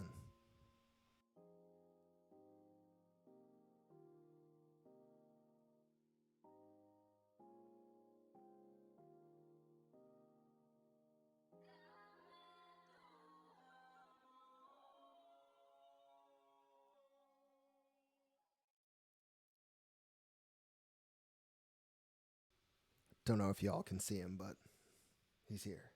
Yeah, you're right. He is here to party. Let me see. Do I have him over here? Yeah, these are my new emotes, by the way. So this is tier 1, tier 2, tier 3. Modeled on this little monster down here under my desk. So project manager comes to play. Oh, thanks, Will. Yeah, I commissioned them from artists on Twitter who does like a lot of cool Twitch stuff.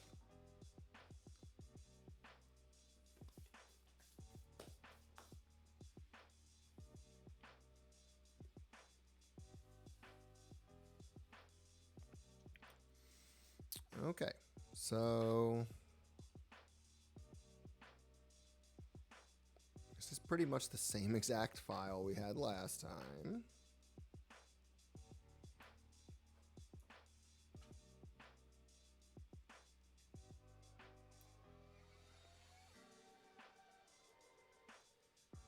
Cannot borrow vac as mutable as it is not declared as mutable. Oh, so here we are not instantiating, like before we had another vac equals vac whatever. We don't have that now, so we're actually taking in a value and mutating it, which is not something that is done by default in Rust. So we need to define this as a mutable value.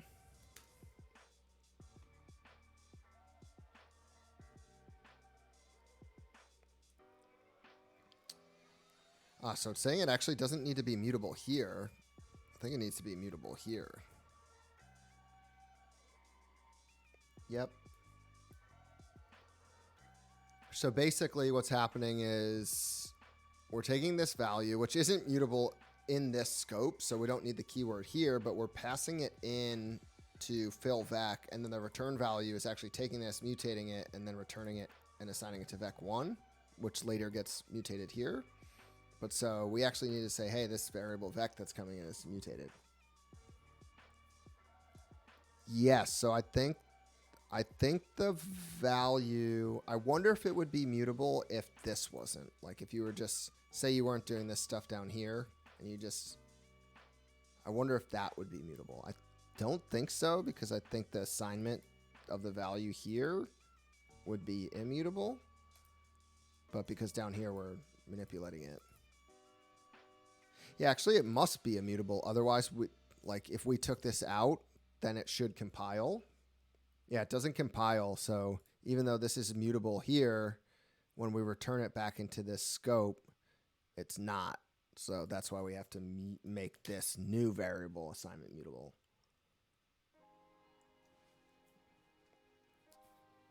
Maybe.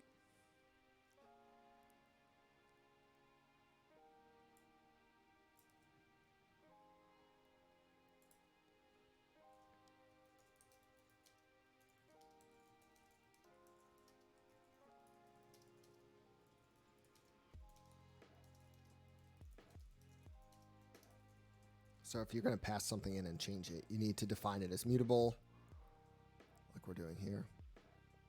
Cool. So passed. I am done. Or I am not done. Get out of here. We are done. Get add all. Get commit. We finish. Moves. Semantics. 3.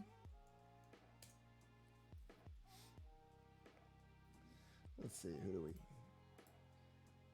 So OBS tells me who's been in the chat, but I can't see who's currently in chat, or else I would start calling people out. Calling people out for answers here. I'm new to this Rust stuff. Help me out. Okay. Number 4.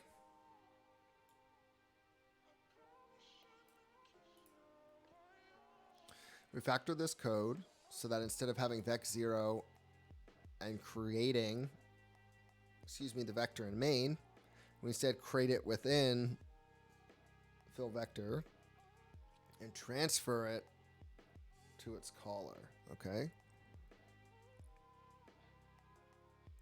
Instead of having vec0 and creating the vector. Okay, so I think what we want to do here is we want to take this out. And we want to do this.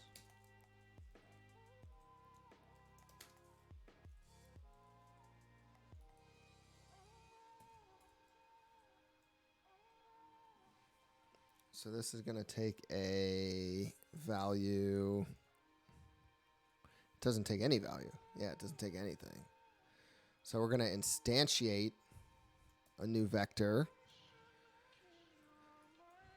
And then we're going to, let's call this new vector, new vec. And we're going to say let mutable vec equals new vec. Or, right? No, actually, I think we just need to say let vec mutable vec equals vec new. So we're instantiating a new one, pushing some values onto it and returning it.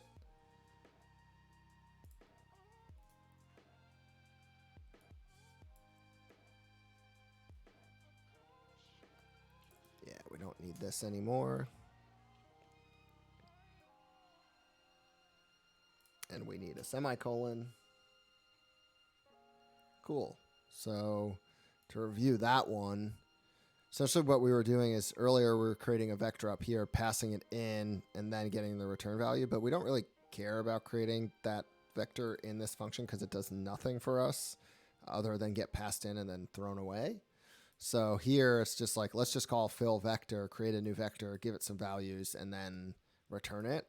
So like if we wanted to, eventually we could make this fill or like create random vector, and it could create 3 random numbers, assign them to the vector, and then return it. And then we just call it here, and we need to make it mutable so that we can push a value onto it later.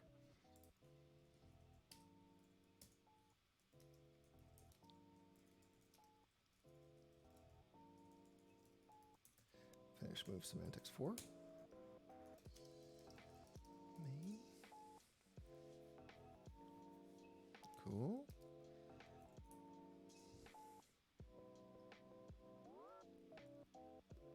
Whoops.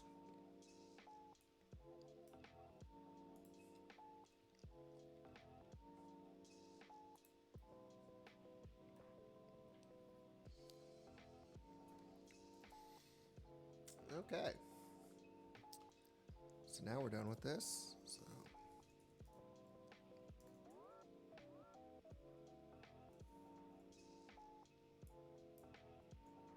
let's see errors.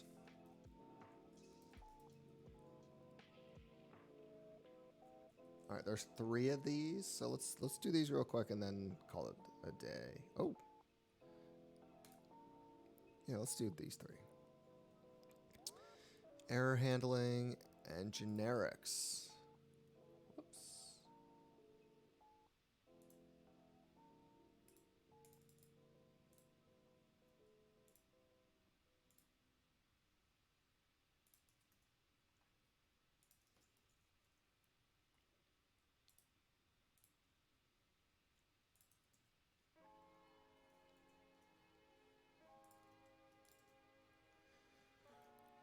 Okay. So we have a public function here, takes a string, returns an option struct of strings, I think.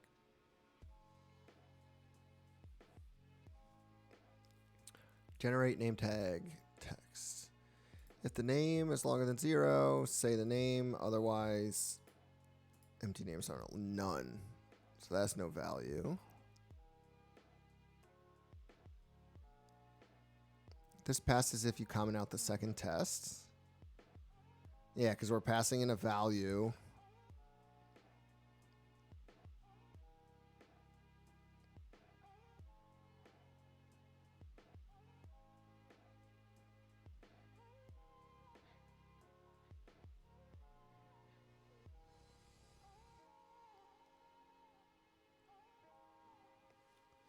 So sum, yeah, returns a sum, okay.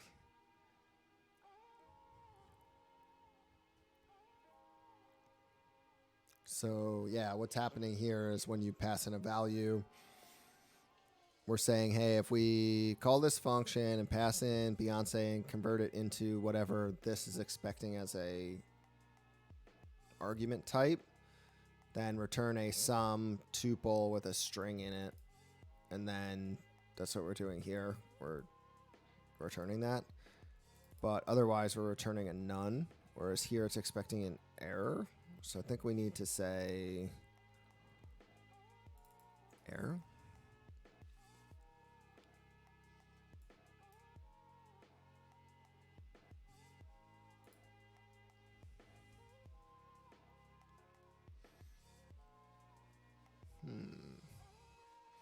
It's expecting an option of a string.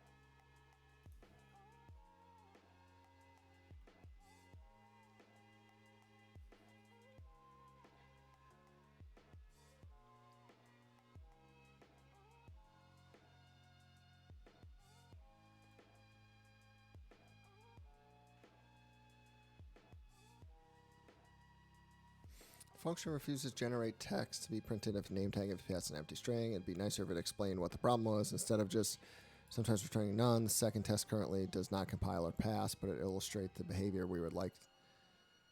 But it illustrates the behavior. Yeah, so we want to return an error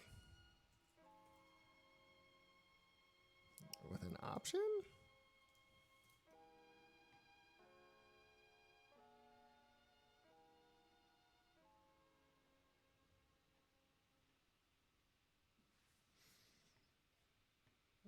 Where is option defined?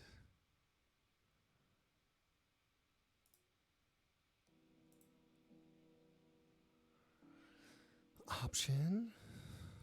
So it has multiple flavors, apparently, because it's saying use one of option's enum variants.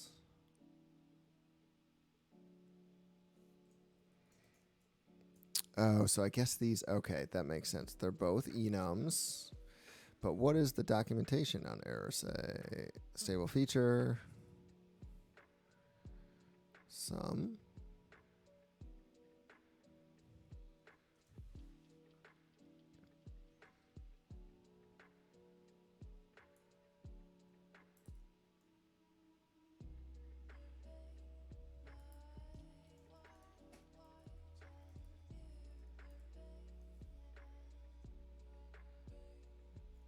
No, actually, error is an option type, so it just needs to be the string. Name was empty, must be non-empty. Expected an option found a result. Why? Why is that a result? Because these are both part of the same enum, apparently. Sum and error.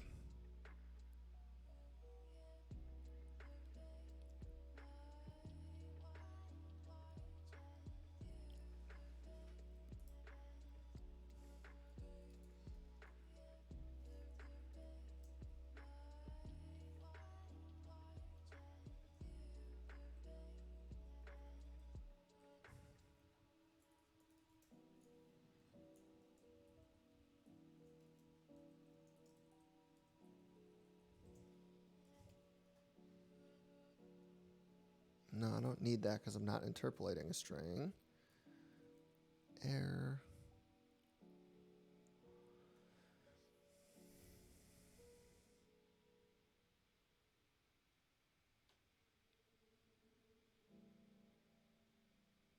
Unexpected token.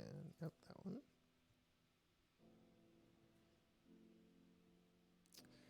So expected an option with a string because of return type.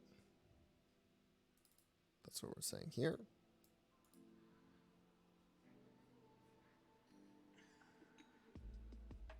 Name was empty. Expected enum option found result.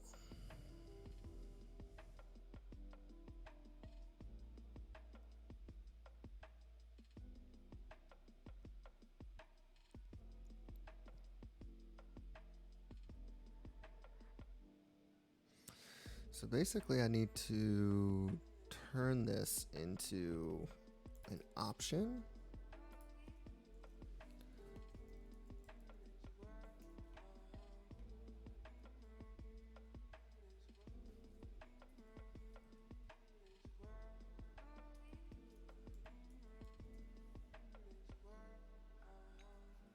Yeah, why is it not just this?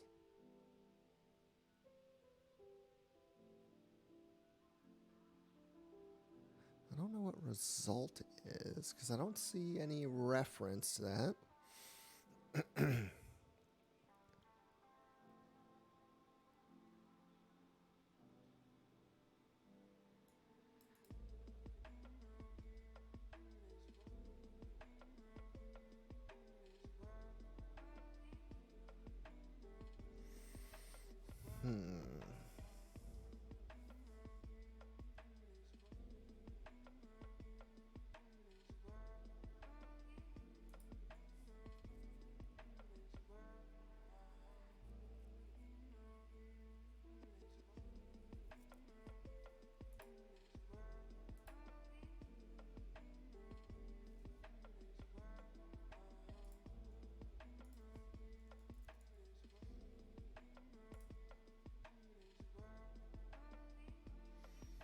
Okay, so the option enum and its advantage over null values.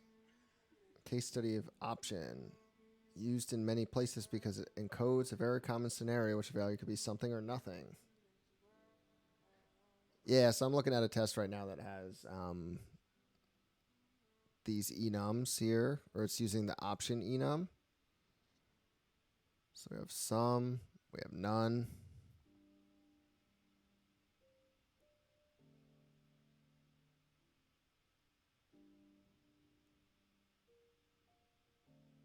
It wants a string. So some,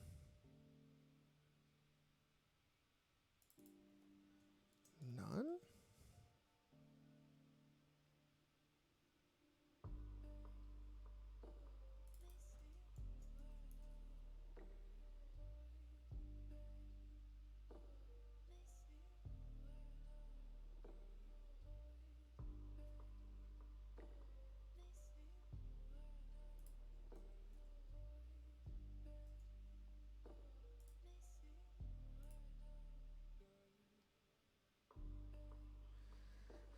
Some t. Okay. So it should be that it does something like this. Option with a string in it. Is that what it is? But this doesn't need, it needs to be, string from, because it's not a string slice. It's expecting an option with a string inside of it. Okay. Expected enum option found enum result. What is a result? Sum.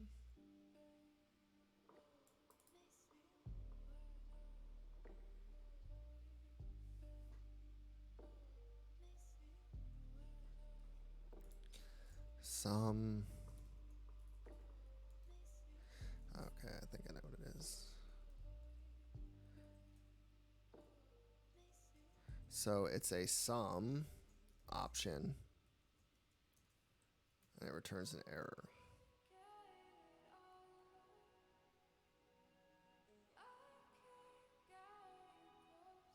Expected struct string. So string dot from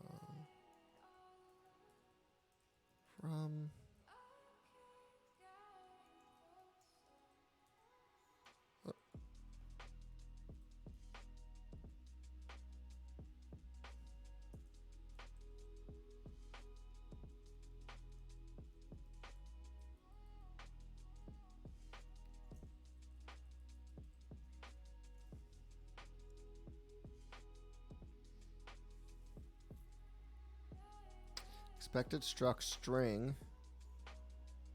found result.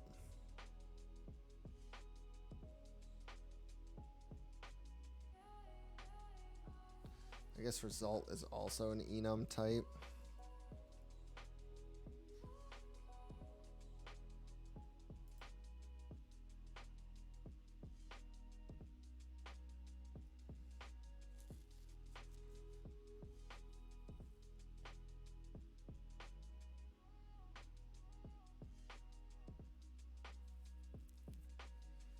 Oh, do I need to do... Can we return that or a result of the string?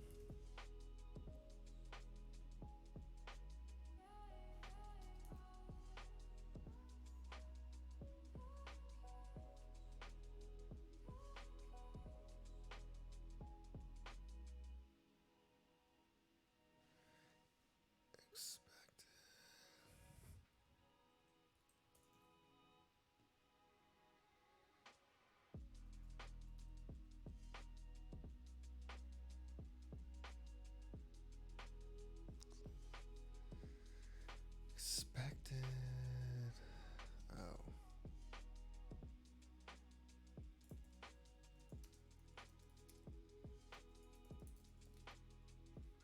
So the test is expecting a sum or an error. So an error seems to be part of the result.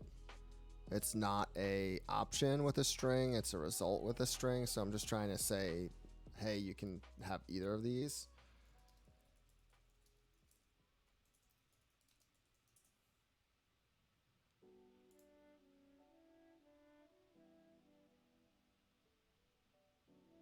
Oh, they have to be in a tuple.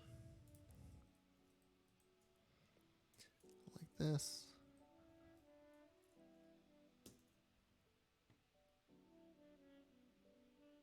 Wrong number of arguments expected. Expected 2 arguments. That's not what I'm trying to do. Oh, multiple values. No, I want to return different types.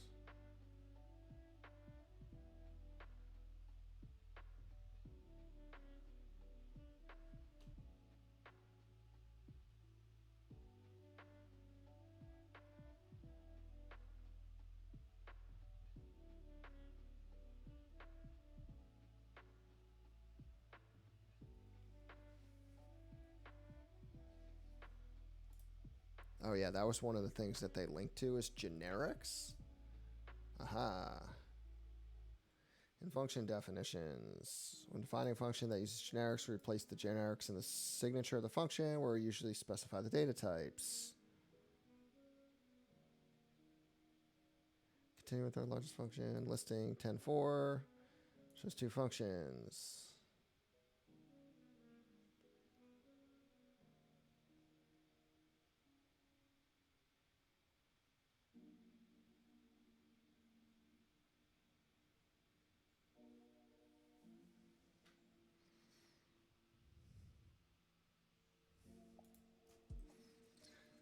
So do we just return it like a T here? Like a generic T?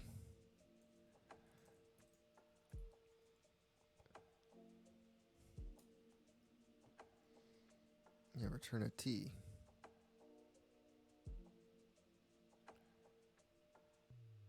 Can I find type T in this scope? Okay.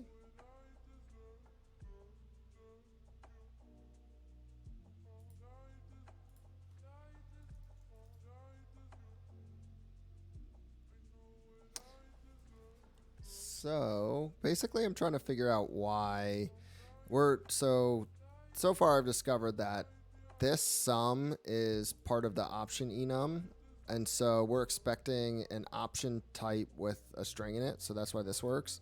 But here this error is part of the result. This is part of the result enum, so 1 second, Banjo's gotta go.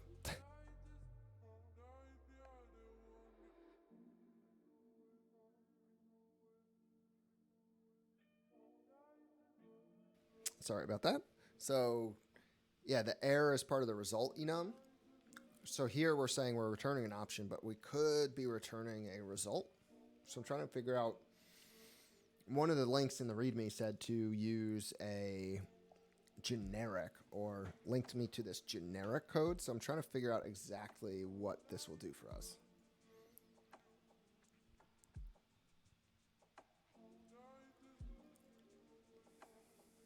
When defining a function that uses generics, we place the generics in the signature of the function where we usually specify the data types of the parameters.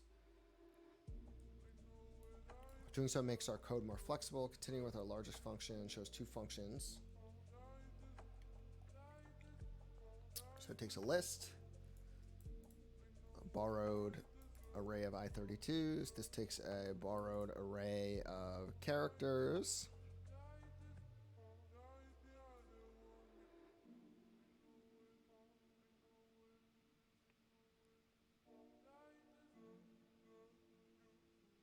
Okay, so I guess here they're trying to show us like this is essentially the same exact code, but we want to, instead of having to define these two functions here to accept arrays of different types, we really want to be able to make this generic, I think. That's sort of what I'm gathering from this. So yeah, so they're saying list array of T.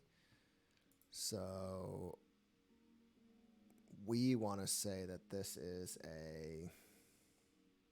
it returns a T type.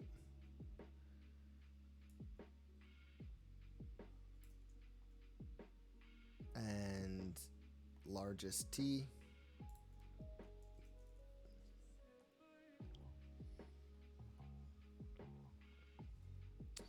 And then this is saying an array of T's, but we just, I guess it could be a string of T's.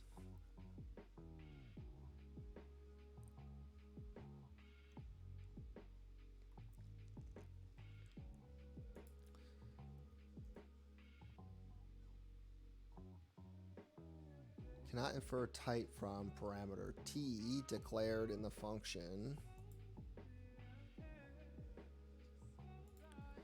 T of with a string. Okay. Maybe I don't fully understand this. Okay, but we'll use T because the convention and parameter of us are short. T, when we use a parameter in the body of the function, we have to declare the parameter name in the signature so the compiler knows what the name means. Similar, we need to define a type.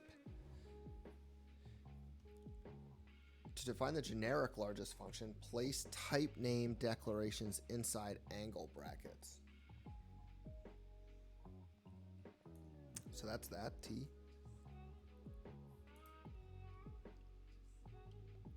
Well, here we're not accepting a T. We're always accepting a string.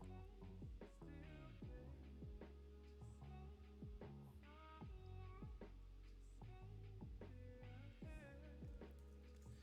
guess we accept a string.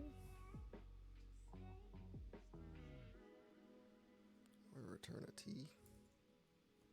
A string.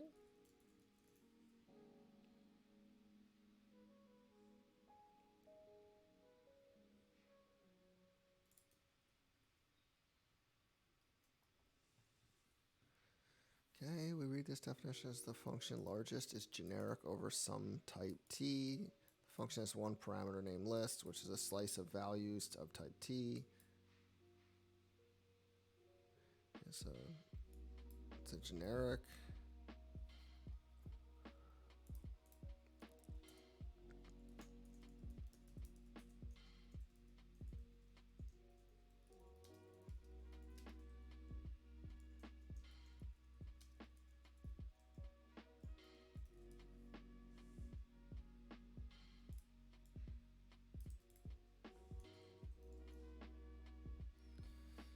Okay.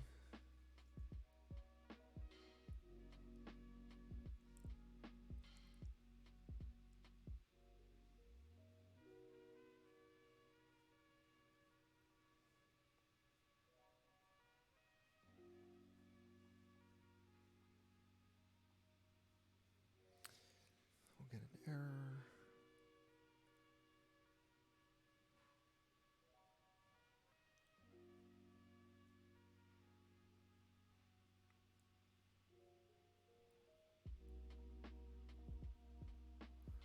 Okay, so this needs to be an option or a result.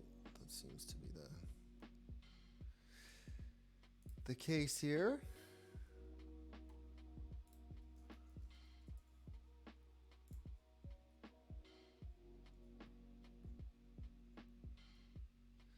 Result is an enum defining have two variants, okay and error. So error takes an E.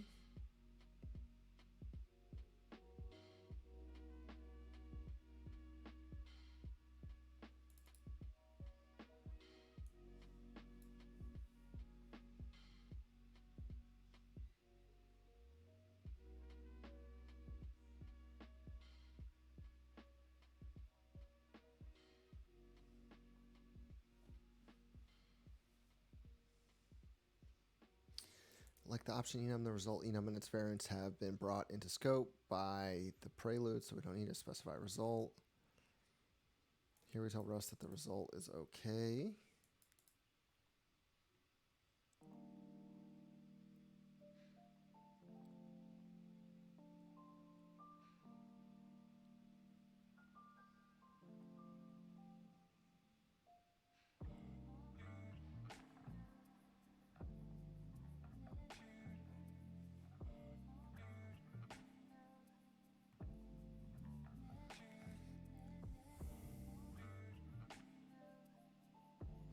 So this is returning an error. This is returning an error with the string.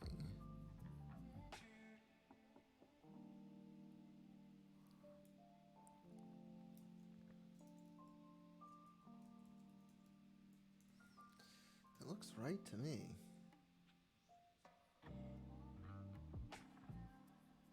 So it seems like result equals okay, error option equals some or none.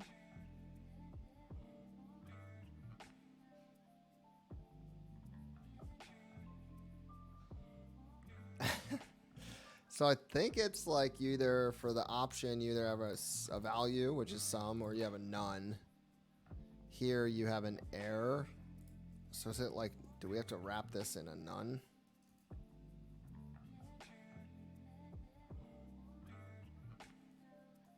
No. So it needs to be one or the other. That's why this needs to be a generic, I think.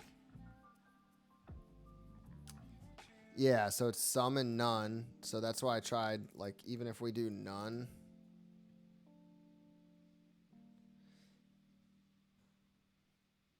None. Call expression requires function. Yeah. So I think we need to return an error, but it's a different type. So we have like a T. But it's saying it can't find type T. So I tried doing this. That didn't work either. Type arguments are not allowed for this type.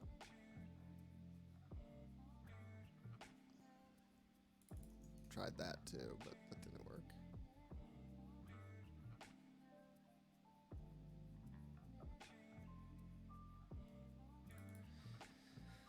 Yeah, I mean, it's either a result or a option. So, like, I bet if we comment out this test, the second one will pass. Result string. No, it doesn't. Result is a type that represents either okay or failure. TE.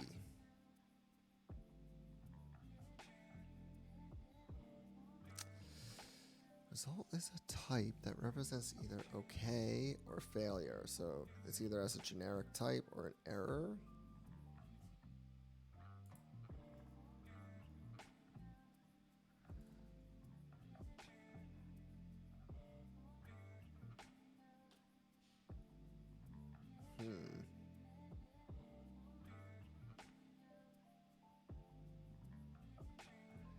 I don't know. I feel like it either needs to take... I think it needs to take a generic.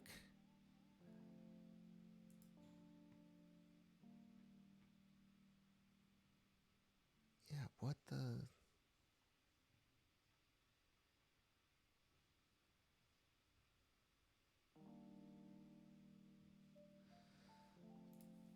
Or T? Like, I don't understand why T is in scope sometimes and not others. Generics and function definitions. Yeah, you can use a T. I get it. T, T, T. T everywhere.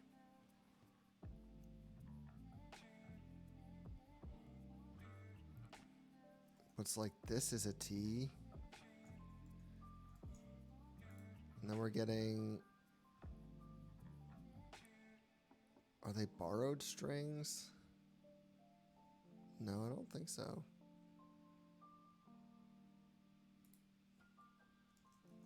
Type.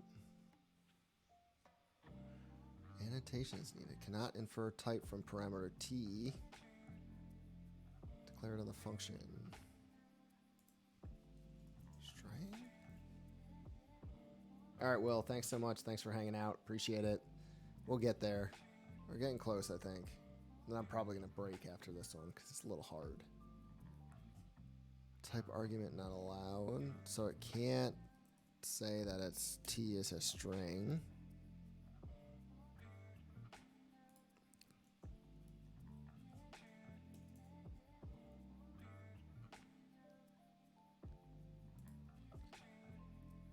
So this is a T. This method resolves to T. Cannot infer type for type T declared a function. Oh, because it's being cast into, I guess?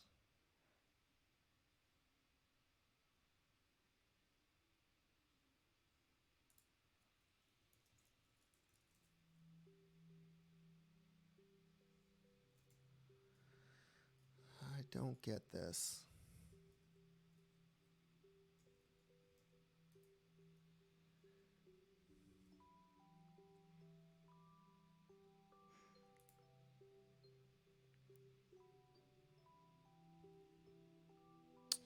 I don't really get what dot into does either.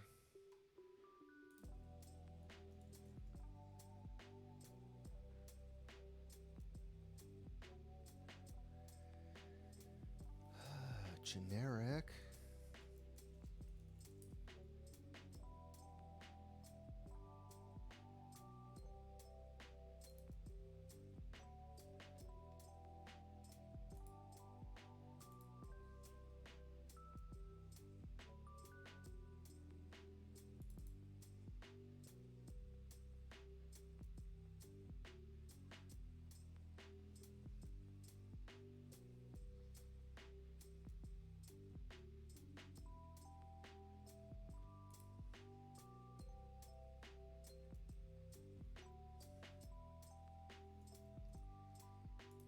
Let's see.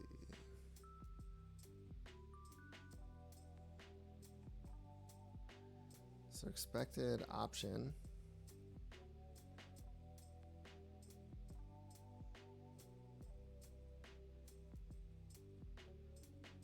With a string in it. Instead of getting an option, I found a result.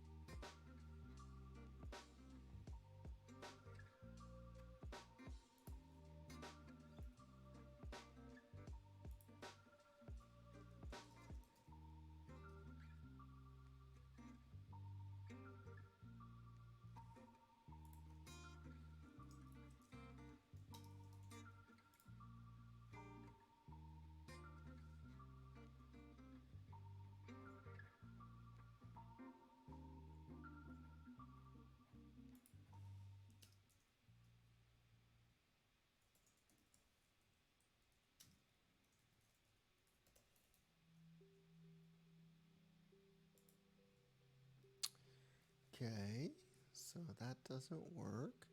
Expected one of the following. So is it this?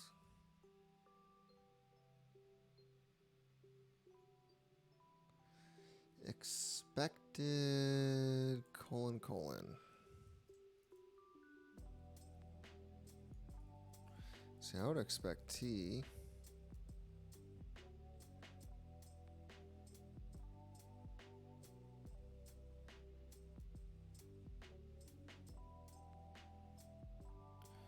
So T option result.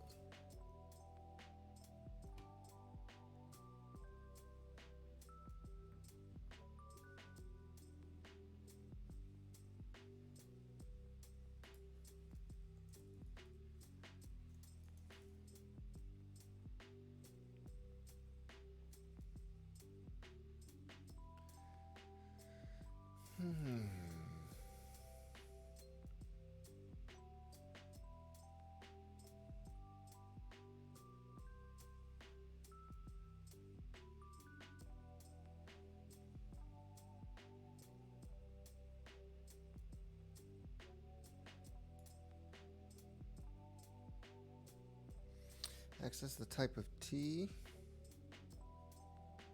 Both X and Y have the same type. Multiple types. So we have T and E.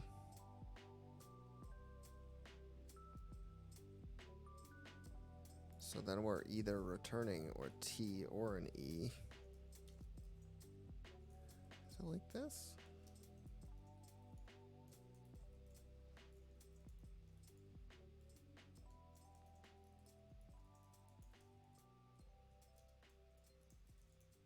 Something like this.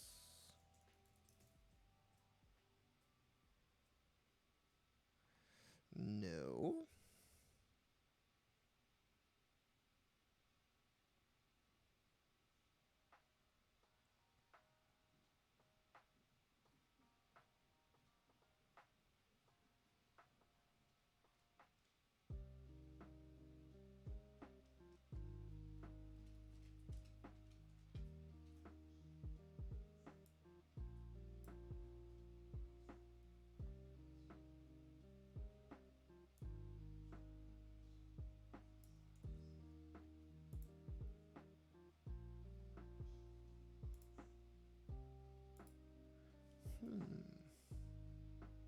Oh, hey, Banjo. How'd you get in here?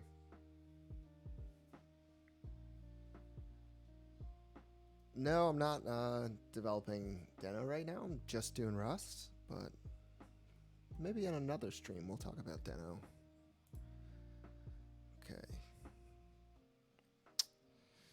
So I have a T here.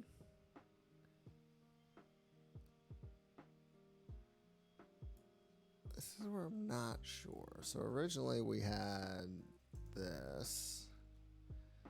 We might want to return an error. Option found result. That's this. As option? Can we do that? Can we just cast it on its way out?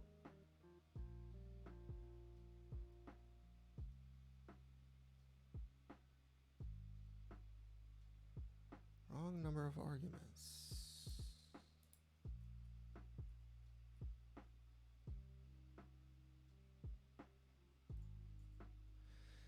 So it's either an... it's so weird.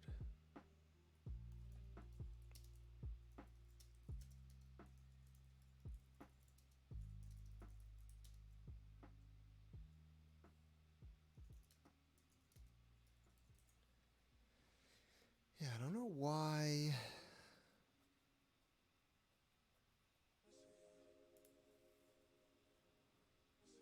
Basically, I'm returning either an option or a result. Data T. Yes. That's for struct. Syntax. Main. Generic functions. Yeah, this is what I want. T to T.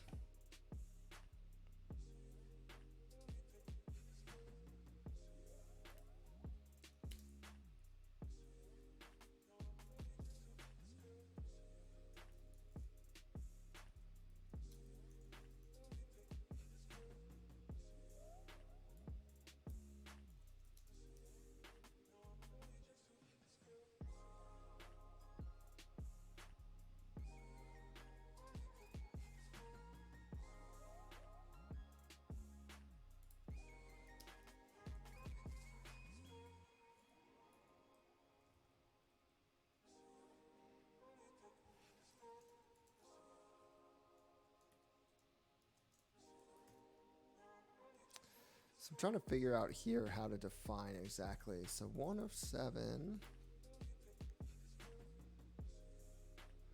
or as found. Yeah, so like I'm trying to basically it seems like we either have a generic type of T or an error of E, which is this. So I'm trying to figure out how it's T or E, something like that.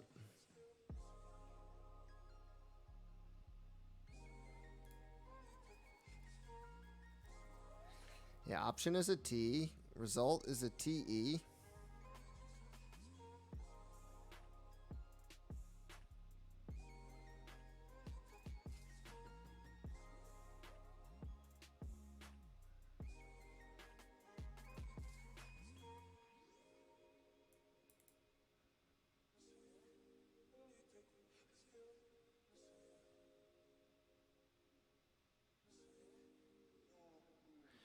So this does not take it, just takes a string. Why do we even need that? So it's name is a string, and then it returns either a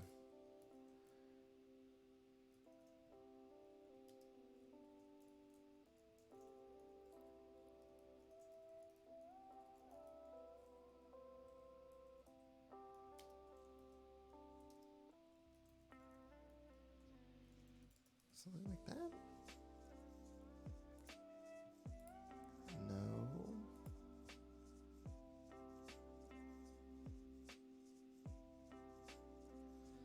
Okay.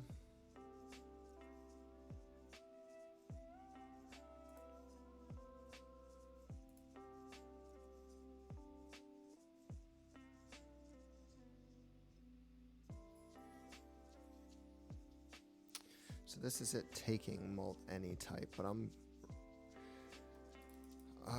Rust return generic type.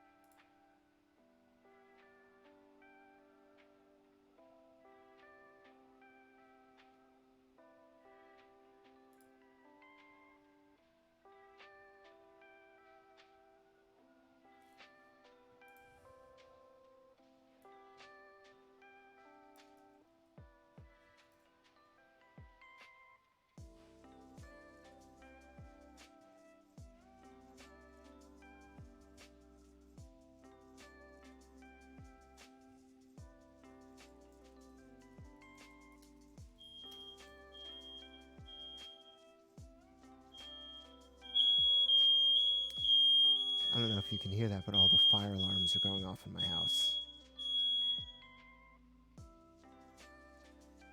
Okay, so I'm not quite sure why this is happening.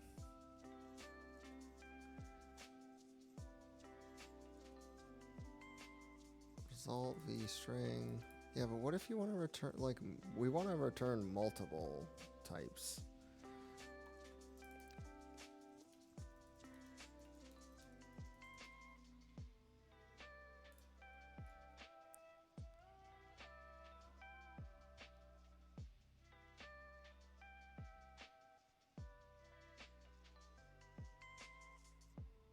So we just need to turn this into result string.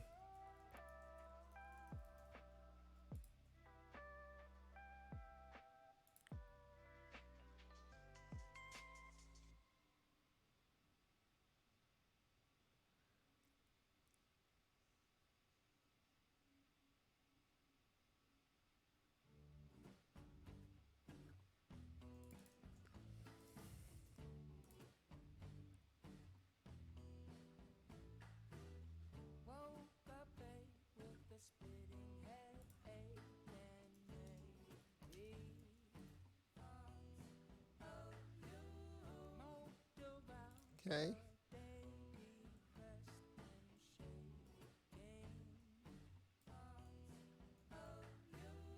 Keep thinking I'm close, but doesn't seem like it. Option, string.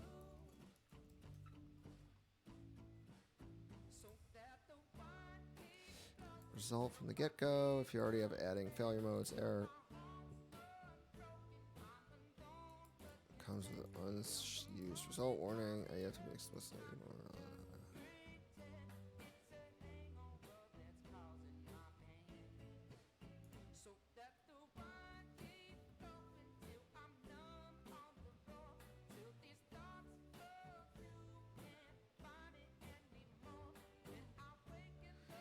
Oh, do I need to make this a result?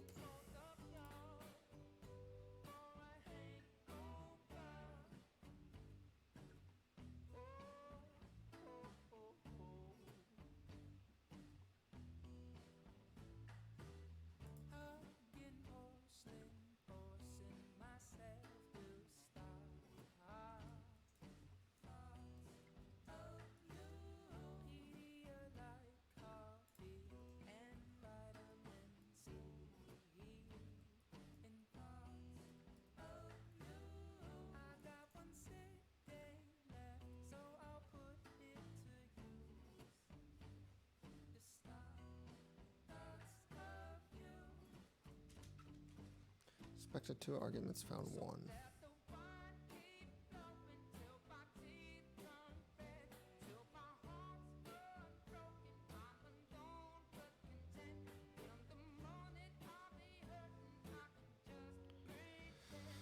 So I think I just want to do one value. Yeah, I just want a string, a result with a string. Okay is a result. This is a string. 11. So we have Beyonce into turn sum. How about this?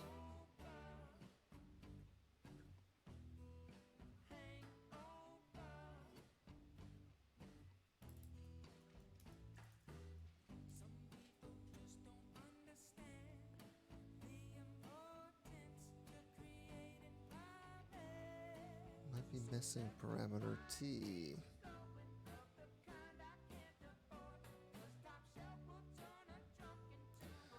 Maybe we just need to do a result.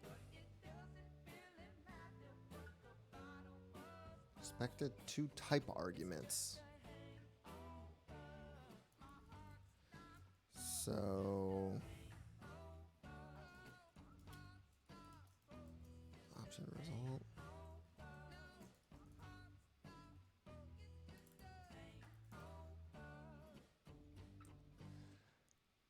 Okay, well, it doesn't seem like I'm getting anywhere. So I'm going to call it quits for today because we're going on hour 3 already.